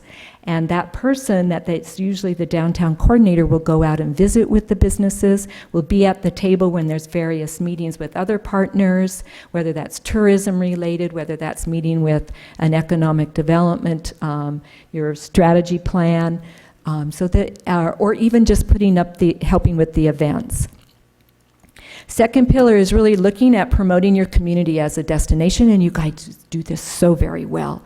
You have one of the most beautiful rehabilitated tourist centers, visitor center in your powerhouse. And then you have wonderful collateral, great websites, you do a lot of great events, you have a lot of great things going. So under this pillar, we really look at how do we package all that and get it out into the marketplace. And are there areas that we can add additional? I'm talking as fast as I can. And where we can add, we need to add like either the event, the art, Friday art event or something. Pillar 3 is the placemaking and rehabilitation of your building stock. Gary mentioned that some of what the role of the city might be would be help with the street closures for the events, very much so a part in-kind service that cities provide, the arch, keeping that built environment looking good and operating, and then private sector often comes in and will do some of the beautification economic and entrepreneurial development, and, This looks at the understanding the economics of your district, business retention, recruitment, infill, new uses for your existing buildings, excuse me. This is a slide that we showed when we did the visioning, and we had Bill help us put this together, just to kind of show that you had a lot of the reinvestment in your downtown over the years, especially with the rehabilitation of your buildings. And that is so key to keep those buildings in working conditions, so that when we have entrepreneurs who really want to come downtown and take that risk and want that cool place to be, you've got some inventory to place them. These are your private sector investments. A lot of public sector is about keeping that built environment, and then your private sector comes in and does a lot of the interior work on getting their business up and going. Projects on the horizon. So I wanted to just kind of really quickly, and then I'll open up for questions. These are some of the, these are 6 collages of existing Main Street programs, and I did want to mention to Gary that Safford, downtown Safford, has done bump outs in their major streetscape, and if you really want to visit that community and find out and talk to their city manager and to a couple of their city council people, they will definitely tell you it slows the traffic down and helps move pedestrians across wide streets, because that's their issue too. So Vail, Arizona was our newest Main Street program that came into the network in 2015. They're unincorporated. Everybody knows where Vail, Arizona is, right? Bedroom community of Tucson, doing amazing things out there. Nogales, Arizona, has been a Main Street program since 2001. They morphed into being a community development corporation because they could see there was opportunity in helping with educating their businesses, doing some more community development. They're in the midst of just finishing the Bowman Hotel, which they turned into senior living, and then also are working on a commercial kitchen in their downtown district to cultivate healthy places, healthy communities, healthy places. Florence, Arizona has the largest amount of historic buildings on the National Register. If you have not been to Florence in a while, I would really challenge you to go down there and see the amazing streetscape improvements. The park, they own the Silver King, the city owns the Silver King, has it and has opened up a beautiful park attached to it where they now can do concerts in the park. And they have the best example of public restrooms I've ever seen, right there in my slide. Globe, Arizona, another community, mining community. And Casa Grande, which you guys mentioned as maybe one of your competitors, and they're doing amazing things with their downtown too. All of them are using the 4-point approach. It is not a cookie cutter. It is one that uses the existing assets and opportunities of a community and looks at how to organize and move it forward. Okay, there's my contact information. And you also have the card for the Downtown Alliance there with, and the front and back shows the Downtown Alliance's technical assistance and services, as well as the State Main Street program. Questions? Any questions? I had just a couple of questions. Sure. So you said, was it $26.43 for every $1 of Yes. of community investment? Mm-hmm. My next question would be, how much would it be, what's the cost for the city of Kingman to formally participate as a member? There is no cost to be part of the Arizona Downtown Alliance. The national, the Main Street America does have an opportunity for you to join, and I think it's like $250. And you get resources. They have a network where you can go and post your questions. You have a sliding scale for attending their conference. So it is a great tool for you for that. So $250 for the city to participate and become a member in the national program? Mm-hmm. Is that an annual Yes, membership? annual. And what sort of resources would the city gain access to with For that, Main Street America? with that membership? They have a listserv, so you can pose your questions. They have resources, they have booklets, they have webinars, lots of different resources. And so I would encourage you to go to their website, but it is in my opinion, a really great benefit to anybody who wants to join. Yeah. One last question. You mentioned that the city of Kingman, we're actually the government services district down here, the county seat, and an anchor ourselves. Yes. How important do you see in the other communities that you're working in, the housing component in downtown revitalization? Extremely important. Yeah. There's a trend now, people wanting to live closer to where they're working or wanting to, the millennials are much more open to walkability, wanting to be near their schools, more in historic preservation, looking at cooler, different types of housing stock. And then also the baby boomers. Hello. We're wanting to downsize. We're wanting to be closer where we can walk, where we can go have a cup of coffee. So yeah, housing is a very important piece. And it is a little bit harder when you're looking at historic properties and trying to turn those into maybe mixed use, but there's still opportunity for infill. Yeah.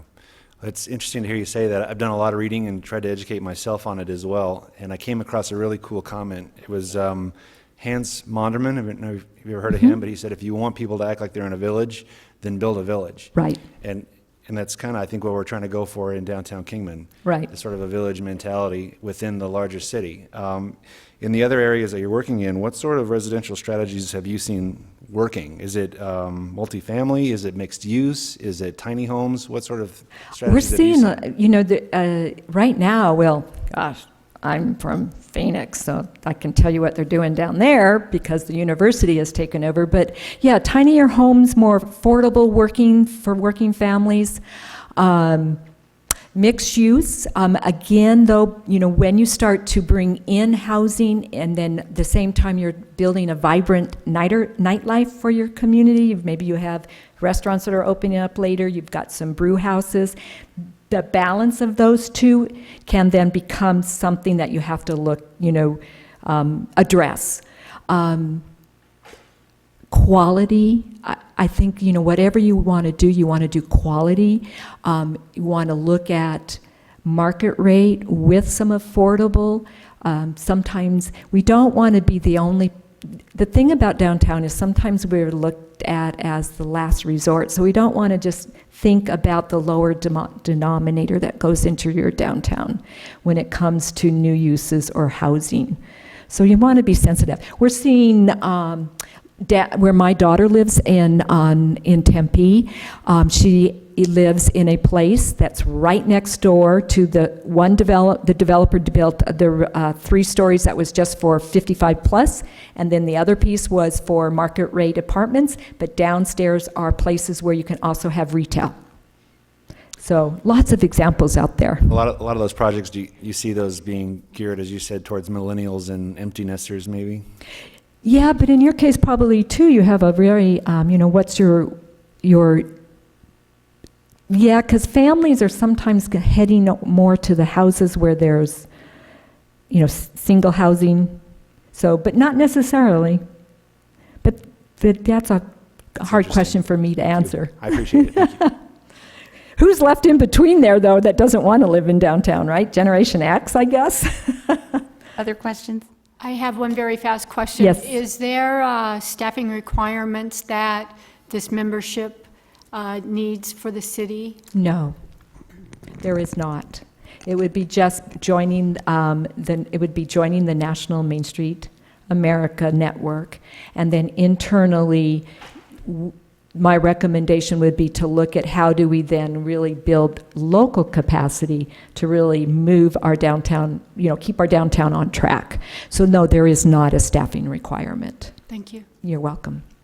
Thank you very much. Any other questions or comments? I just had a comment. Okay, Of course. in the interest of time, if we can just keep it brief, I would It very will much be brief. appreciate it. Thank you. Of course, I just want to thank you for coming down here. Woo! And thank you for supporting bringing back Main Street to Kingman. We wouldn't be here today without your help. There's a lot of energy behind this.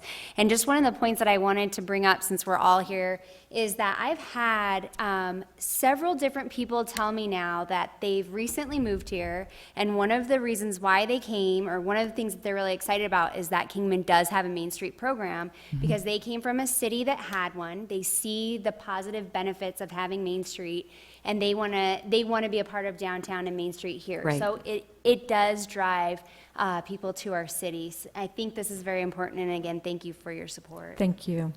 Thank you very much for Thank the you, Mayor. presentation. Thank you. Okay, it is 7 o'clock. I see Jackie here. Will you be making the presentation this evening on behalf of? Well, my question to you is, can you either keep it brief or could we reschedule, whichever is your preference? You've been here for the whole meeting. I'd rather keep it brief. Okay, thank you very much. It's appreciated.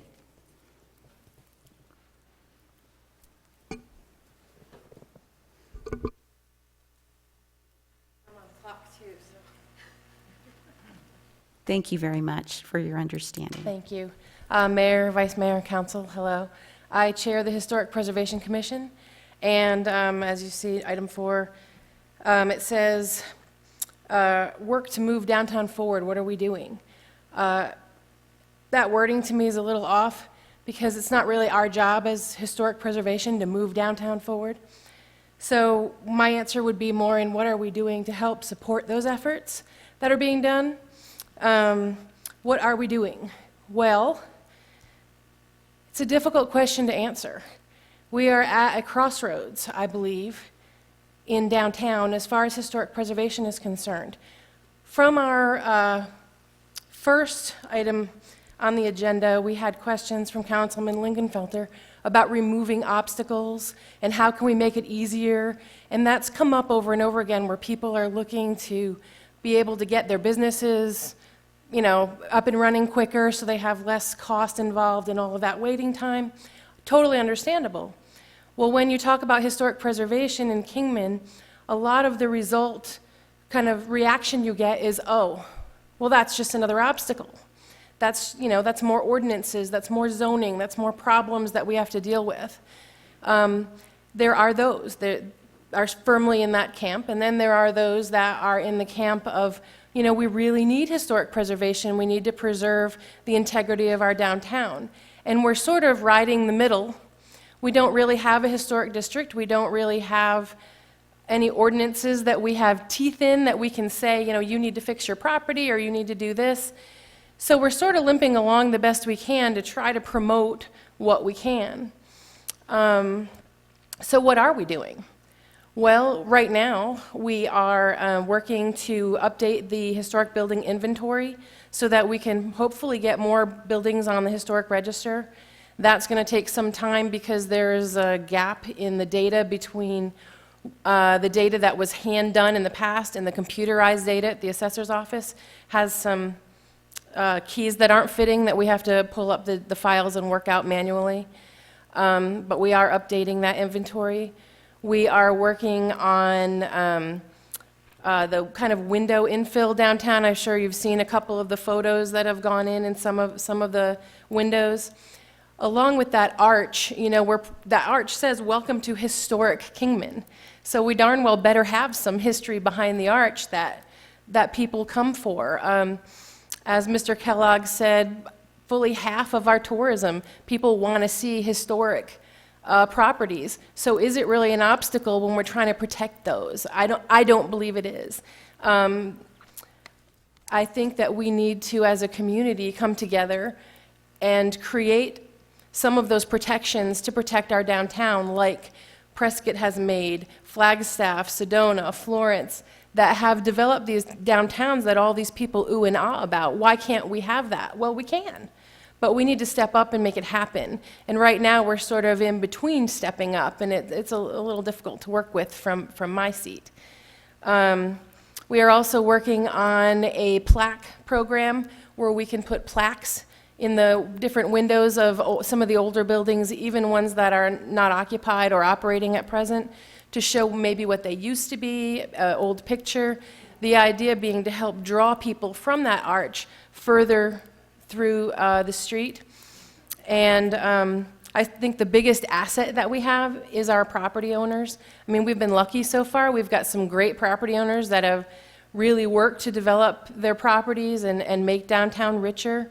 But we've been lucky. There are a few that, you know, if we had a little more leverage, we could have done better with.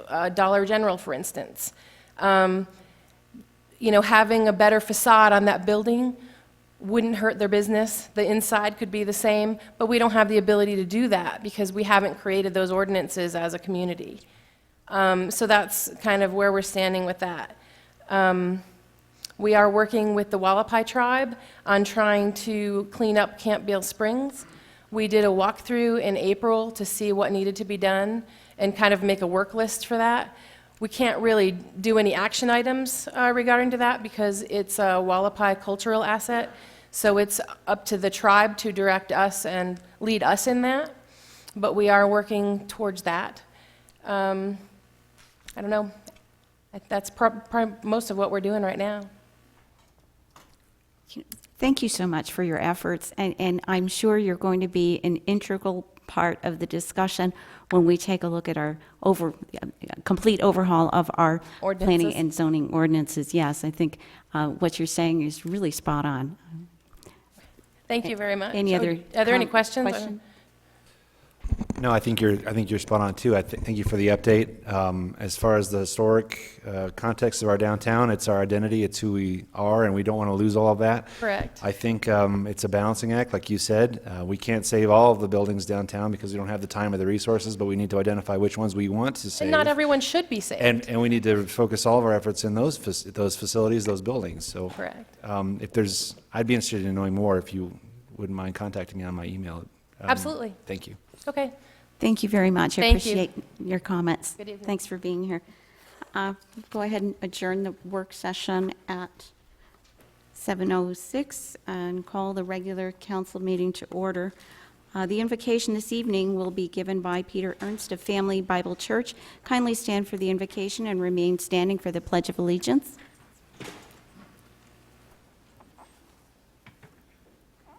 Father God, we thank you for this beautiful summer evening and the blessings of living in this great land. As we look forward to July 4th and our independence as a nation, we're thankful, Lord, for the declaration of dependence that we have upon you. None of us would be here without you. The breath that we take into our lungs comes from you. You are creator and sustainer. So, Lord, we say thank you for our city council tonight, for all the moving parts that make our city so wonderful to live in. We pray, Lord, that you give them wisdom and, Lord, unity as decisions will be made that will affect literally everybody in this community. So, Lord, bless them, protect them, keep them, encourage them, strengthen them for the task ahead. For we pray this in your precious name. Amen. Amen. Thank you. I pledge allegiance to the flag of the United States of America and to the republic for which it stands, one nation, under God, indivisible, with liberty and justice for all. Thank you. Please be seated. We have no minutes to approve this evening, or minutes are not ready to be approved this evening. So first item is call to the public comments from the public. Those wishing to address the council should fill out request forms in advance. Action taken as a result of public comments will be limited to directing staff to study the matter or rescheduling the matter for consideration and decision at a later time. Comments from the public will be restricted to items not on the agenda with the exception of those on the consent agenda. There will be no comments allowed that advertise for a particular person or group. Comments should be limited to no longer than 3 minutes. We have 3 people signed up to speak this evening. Sarah Ferry.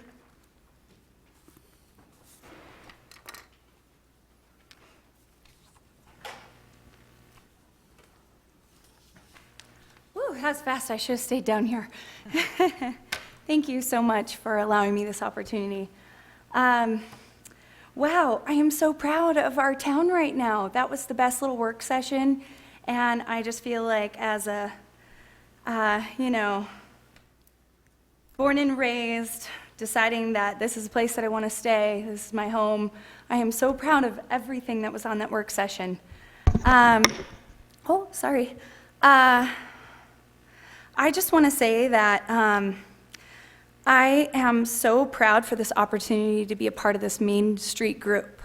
So I am one of the organizers behind the First Friday. It was just a few people, a few business owners that came together and said, hey, we love our community. What can we do to make it better? And really it was a few women that said, how can we help promote each other? How can we support each other? How can we lift each other up? How can we make our downtown a better place to be? And so we said, let's do this First Friday. So First Friday is an event where everybody that does anything for our community can come together and share what they're doing. And it is so cool to see how much it has grown, and I just love that really everybody, every group can be a part of it. I'm really excited that we're being adopted by the Main Street group. So we are now a subcommittee of the Main Street group, and it's really neat to have, I feel like, a little more guidance with a method that has been proven to work. The thing about downtown is that, and this is kind of a campaign that we've been working on. I don't know if you've seen hashtag everyone's downtown. So the idea behind it is that our historic downtown is where our Kingman began. There's a little bit of a rift between the uptown and downtown, and I never really saw it until I became a business owner downtown. And a lot of people told me, downtown, I don't go downtown, and I'm like, this is where our history is. This is where our roots are. This is everyone's downtown. It belongs to everyone. This is where Kingman began. Without downtown, we wouldn't have uptown. So this First Friday is an opportunity for every business, uptown, downtown, to come downtown and celebrate our historic downtown, everyone's downtown. So there's one thing that I was a little disappointed to see was that article in the Standard where it said, steer clear of Main Street. As a volunteer that has put in so much, I've put so much of my time, I've sacrificed time with being home with my family to do this volunteer work. We really need the support. And so I hope that after this presentation, the language changes from steer clear to encouraging everyone. Please be a part of this amazing community-driven, community-organized group. Thank you. Thank you. Candace Hart.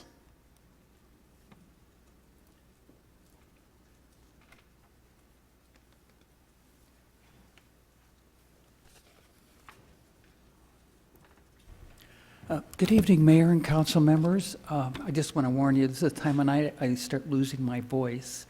I've been in Kingman here for about 3 months, and I think my system is still used to the dry weather, so I apologize for that. First, I want to say how happy I am to be in Kingman here. I'm a transplant from Illinois, and I've heard so many wonderful things tonight that I would just like to say ditto from my perspective. 3 months being here, I do volunteer work at the hospital, so I come in contact with a lot of residents, longtime residents, and I have not heard one negative word about Kingman. And certainly there are some growing things that have to be done here. The only negative thing I heard was from a cab driver who said, I wish there was more green space here. And my comment was, hey, this is a desert, So I wanted to thank you all for, and when I drive around the community, I know your influence in the community and staff that forms this community. My background is in municipal government. I served about 42 years in municipal government, about half those years as a department director before retiring. And after I retired, I guess I had thoughts about sitting on a beach somewhere, but I did decide to go back to school, and I attained my license in professional license in counseling in the state of Illinois. I hope to transfer that to Kingman or to Arizona here and do some work in Kingman.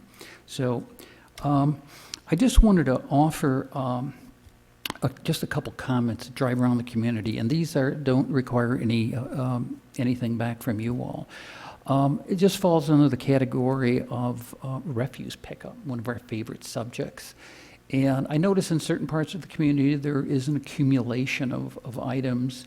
And at certain times when I visit the recycling centers, I know that people are taking things from their property and trying to dispose of it at low cost. So I just was wondering in the future if there are plans to do a little bit more attention or give more attention in those areas.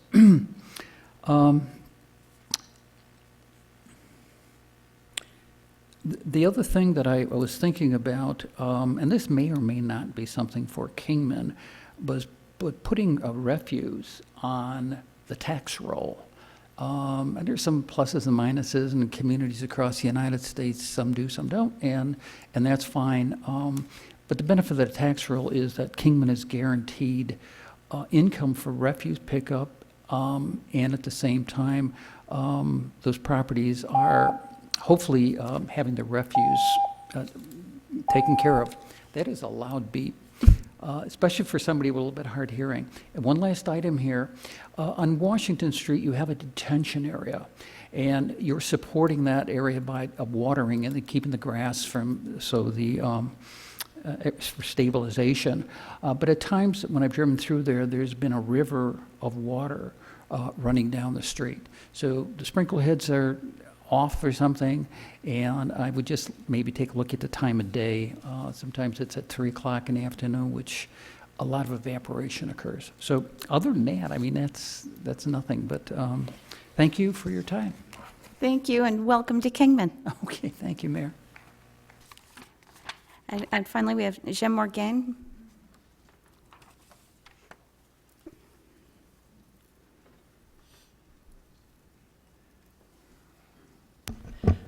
Thank you. Jem Morgan, Kingman resident.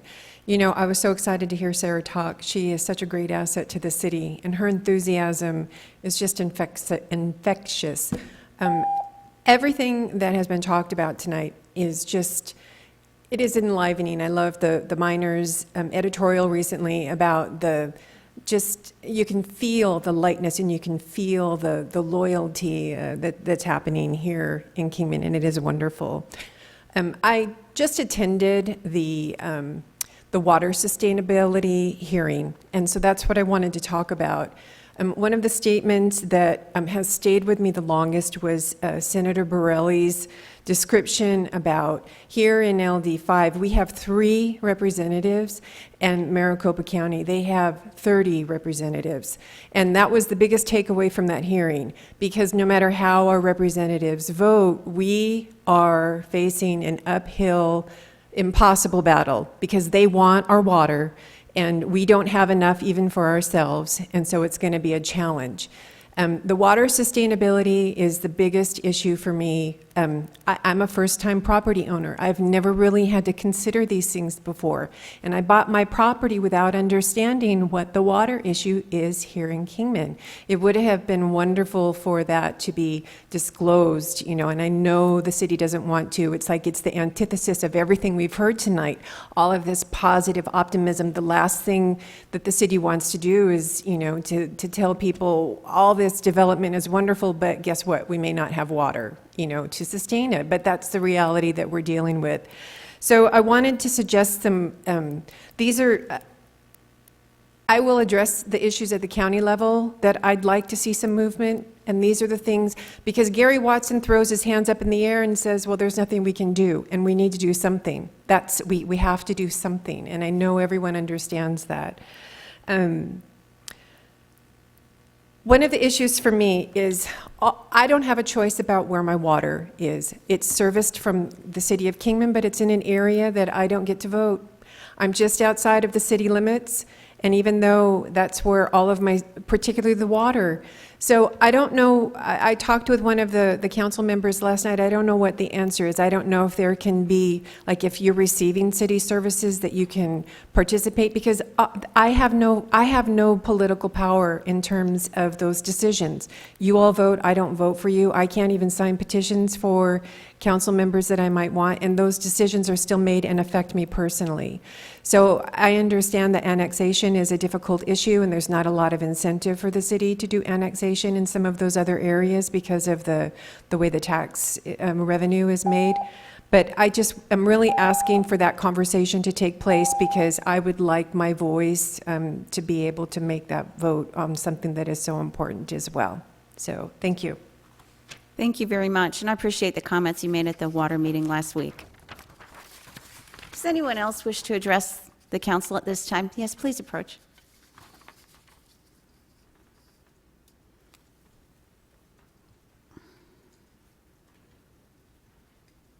Siri Tabbert.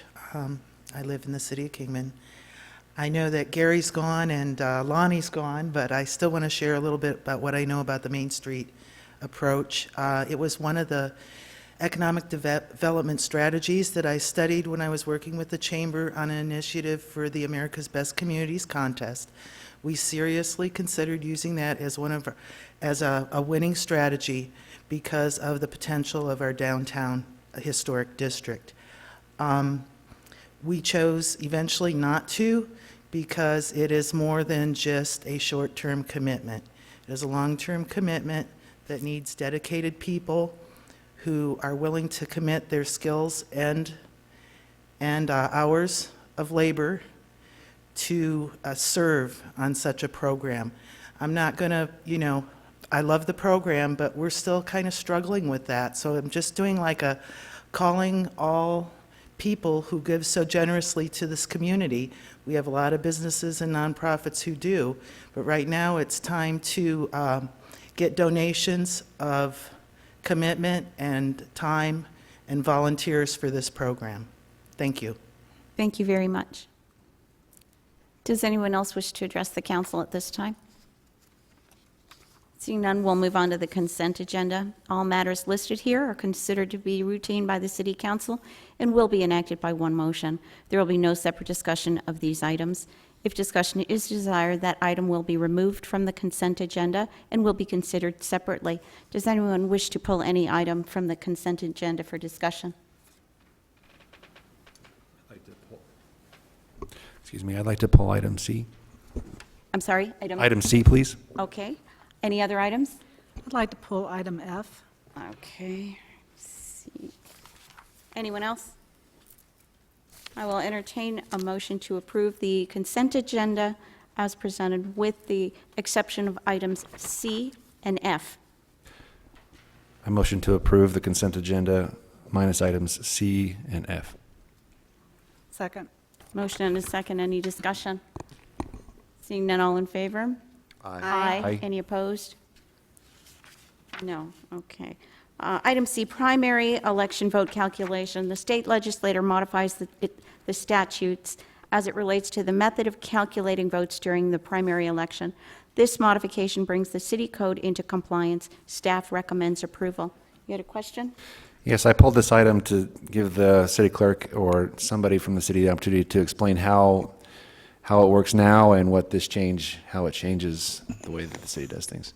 So currently, the city's ordinance is basically just a straight 50% plus one on the vote. So when it doesn't take into consideration the number of seats that are open or anything like that. It's just simply a candidate gets 50% of the vote, they're in.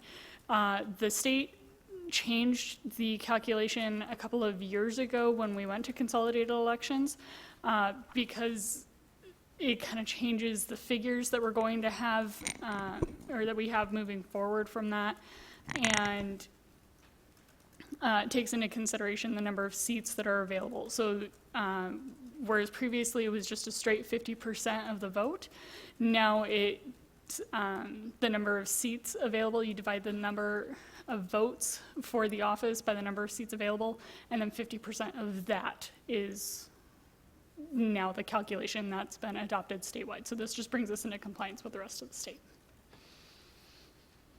Okay. I guess I'm still a little bit confused on how it works, but I guess I can just jump in real fast. The current ordinance, the calculation is based on the number of votes for the mayor, and then you'd have to get 50%, for any person, you have to get 50% of the number of votes that the mayor received plus one. What this does is, under the state statute, it's not based on the mayor's position, it's based on the particular seat or seats that are open. So it will, in effect, almost reduce the threshold a little bit, as well as grant a greater opportunity to get folks picked up in the primary, as opposed to having to do a primary, narrow it down, and go on to the general. So it should make the elections a little bit quicker, too. And I can give you that what it is it's going to be you would get the 3 seats are open. What you do is you take a calculation of how many votes were made for each of those 3 open seats. You add them together, divide by the number of seats, which would be 3. Then you divide it again by 2, and that's the threshold that you have to receive to get a majority vote. So you could, like I say, it just allows people to get elected in the primary a little bit quicker, as opposed to having to move on to the general. so a follow-up question to that. How does that affect a write-in candidate? The write-in candidate's treated the same as any other candidate. It's just more difficult to get the votes because the person has to write the name on the ballot. So the candidates will, in effect, have to get less votes? Is that how it works? It's going to calculate a little bit less because you're not basing it on the mayoral total, because some people have a tendency to hit the big ticket item, and this just moves that number down a little bit and focuses purely on the open seat. Okay, thank you. I guess we could have thrown some numbers in there to make it more sense, but this is kind of a technical adjustment. As an example, all 3 council seats would have been filled using this method at the last election, so we wouldn't have had to go to a general election. But we had not adopted this yet. It had just happened the previous legislative session, and we hadn't caught our ordinance up with it. So this is just catching that up, but all 3 council seats would have been filled in the primary election at the last election of that. Sure, I understand. I just want to make sure I understood what I was voting on, so I appreciate it. Thank you. Okay, any other questions on this item? Seeing none, I'll entertain a motion to approve item C of the consent agenda. Councilmember Lincolnfelter? I'll motion to approve item C. I'll second that. We have a motion and a second. Any discussion? Seeing none, all in favor? Aye. Aye. Any opposed? Moving on to item F, proposed resolution number 5156, approving the final subdivision plat and improvement plans for Southern Vista 5, Tract 6048B. A request from Doug Engel, owner of Engel Land Development LLC, property owner and subdivider, and Raymond W. Statler, PE, project engineer, for the approval of a final subdivision plat and improvement plans for Southern Vista 5, Tract 6048B. The subject property is zoned R18 residential single family, 8,000 square foot minimum.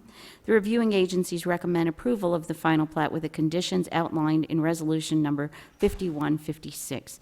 The final plat is also in accordance with requirements of resolution number 5034, which approved the preliminary plat for Southern Vista 5, Tract 6048 on September 6, 2016. Staff recommends approval. You had a question? Thank you. Yes, I have a question about the 7+ acres that is designated for drainage. So this is a question for staff, really. Is there someone here who can answer a question about that?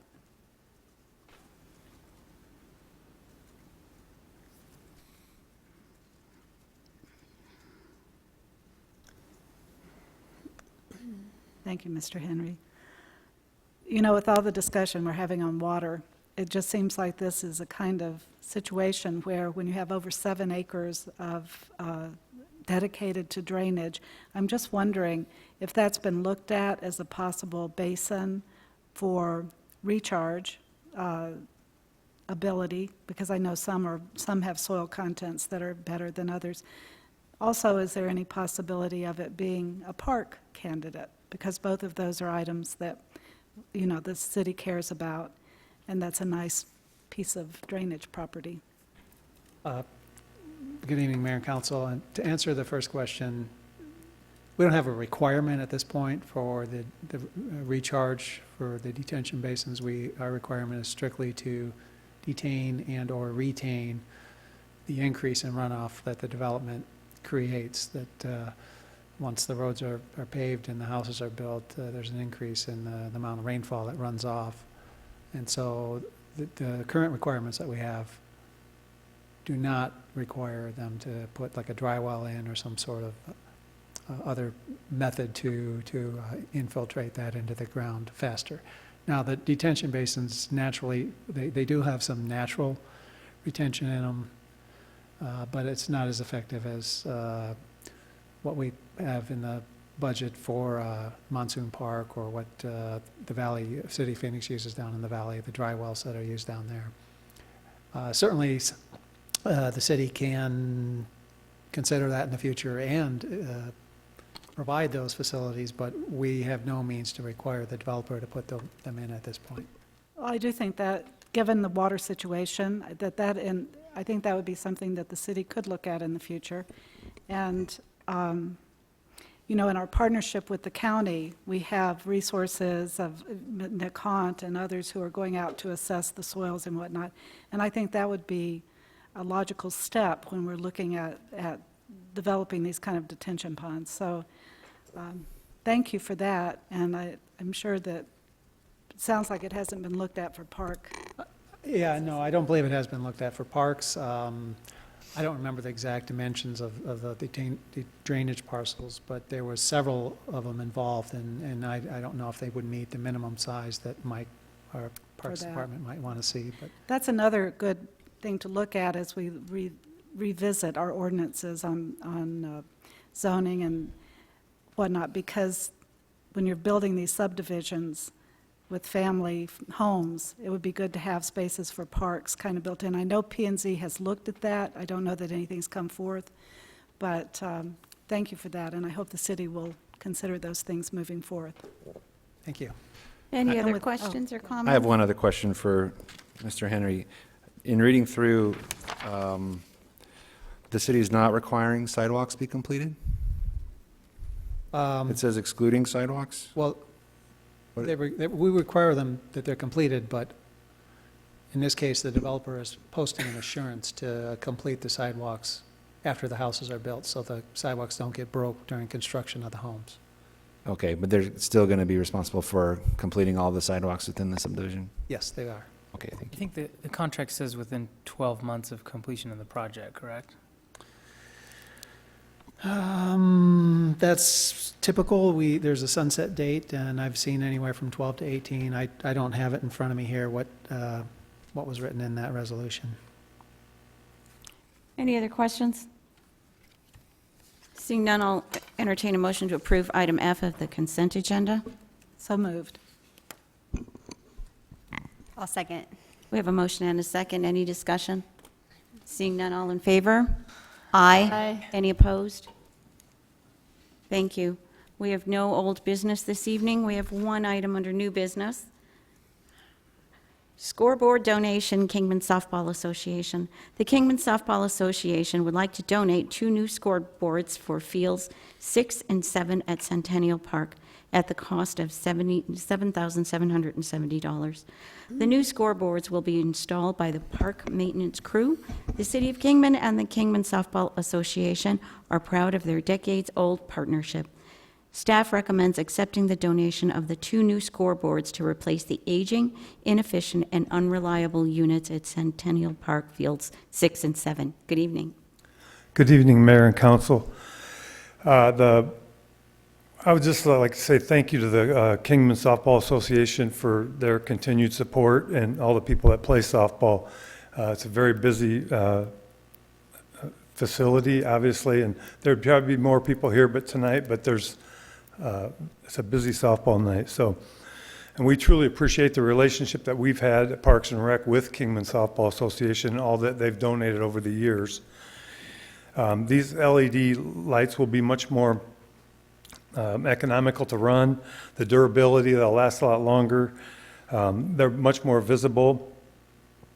And they're not just a benefit to the Kingman Softball Association, they're a benefit to all the youth leagues that play there, all the tournaments that we have, and all the leagues that we have.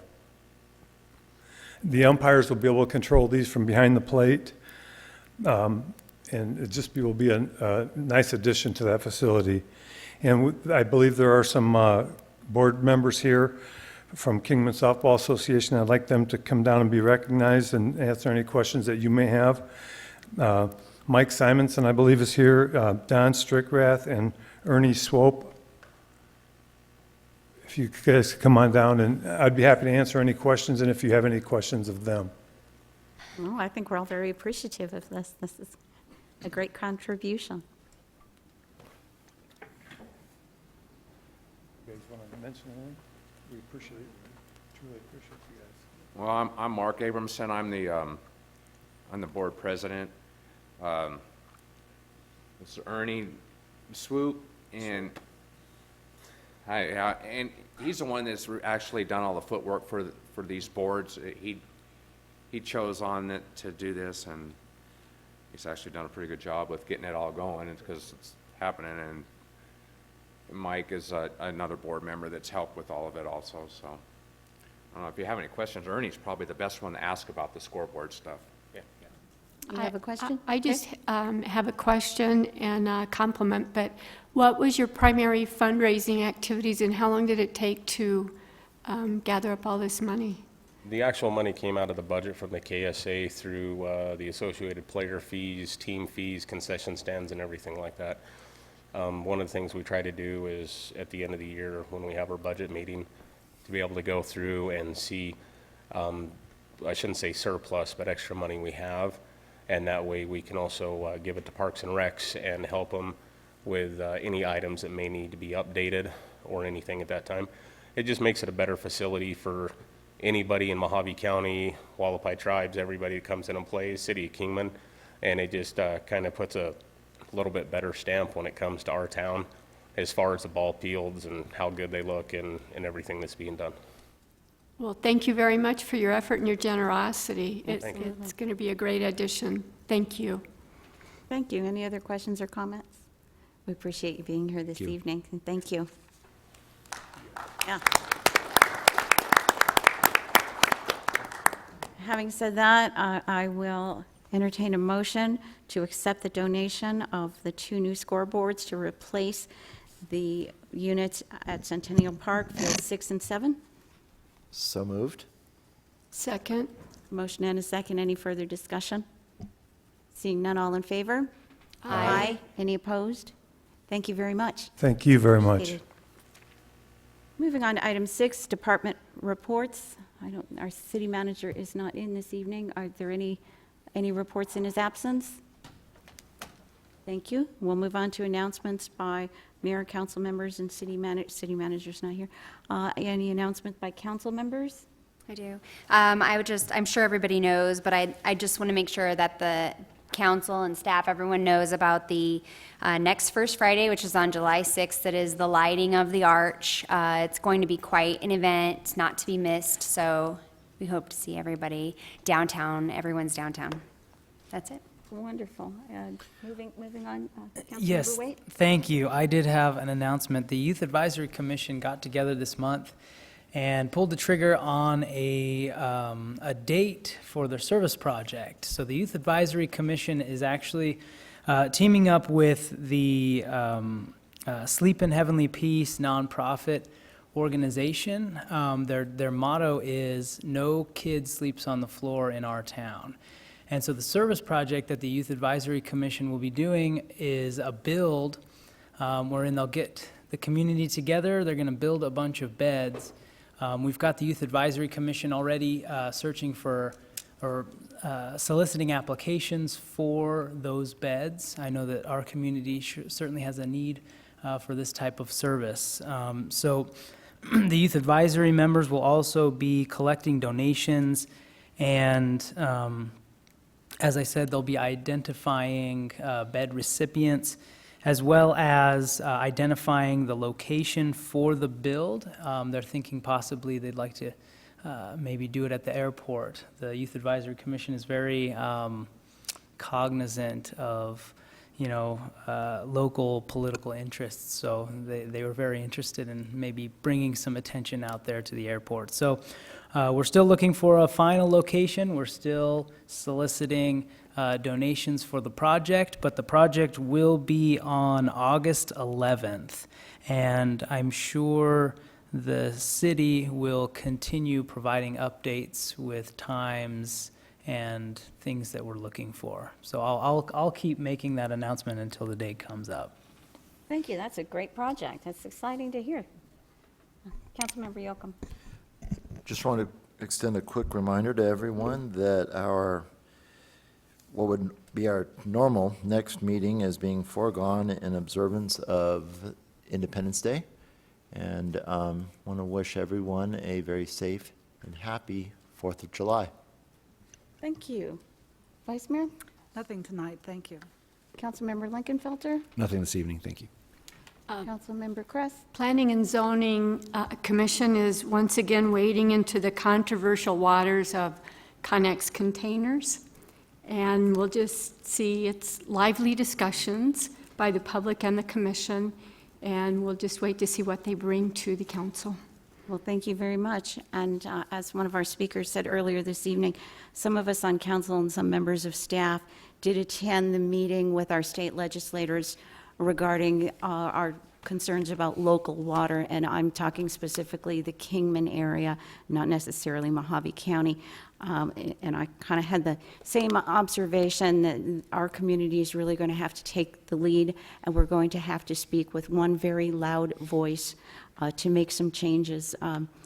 We definitely need input from the public. It was really impressive to show up at this meeting and see this room, standing room only. There is that much concern in the community. So thank you those that participated, and we encourage you to get involved in this most important critical issue about our most precious finite resource, our water. So thank you for that.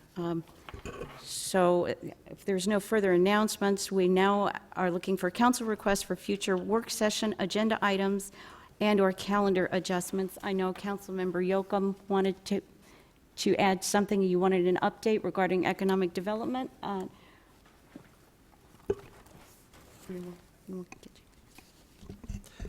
Yes, thank you. Just wanted to request an ongoing, at least for the time being, update perhaps every 2 to 3 months on economic development and airport updates, as important as those currently are. So I'd like the next update to be either in July or August. Sorry, take that back. August or September. August or September. Okay, and I know that the city manager will be making that a part of his weekly report as well. If we can get that on the website, and people could also keep updated that way as well. You have another item or question? I was just confirming with the city attorney that he recalls that the second meeting in August has been already foregone due to the League of Cities. So that would leave one meeting in August. So it'd either have to be the first meeting, or the only meeting in August, or the first meeting in September. We will definitely see how quickly we can work that into the schedule, not so quick that, we don't have a real update, right? Right. Okay, thank you. Something else on the agenda? Councilmember Lincolnfelter? Yes. I have 4 new work session topics I'd like to see. The first would be one that I would call the yellow light timing of our stoplights and other maybe safety strategies besides the red light cameras. I'd like to have a work session topic on that. The second work session I'd like to see is what I would call highest and best programming and use of the City of Kingman's Visitor Center space. The third work session topic I'd like to see is one I would call the Kingman Opportunity Zones. And the fourth I'd like to see is the city's procurement code and a discussion about centralized procurement rather than decentralized. Thank you. Thank you. Anything else anyone else wishes to set for? If it's appropriate, I'd like to get an update on the Kingman Crossing agreement with Kingman Regional Medical Center. Thank you very much. So all of those will be submitted to the city manager upon his return, and we'll get working on that scheduling. Anything else? Okay, city attorney, do we have need for an executive session this evening? Yes, ma'am. Okay, so city attorney requests city council goes into executive session pursuant to ARS 38-431-03A4 to discuss litigation regarding the Kingman Airport Authority, discuss and/or take action regarding litigation with the KAA. I'll entertain a motion to adjourn to executive session. Move to enter executive session. I'll second. I'm sorry, Jen. We have a motion and a second. Any discussion? Seeing none, all in favor? Aye. Any opposed? You want to take a 5-minute? You guys need a 5-minute? You okay?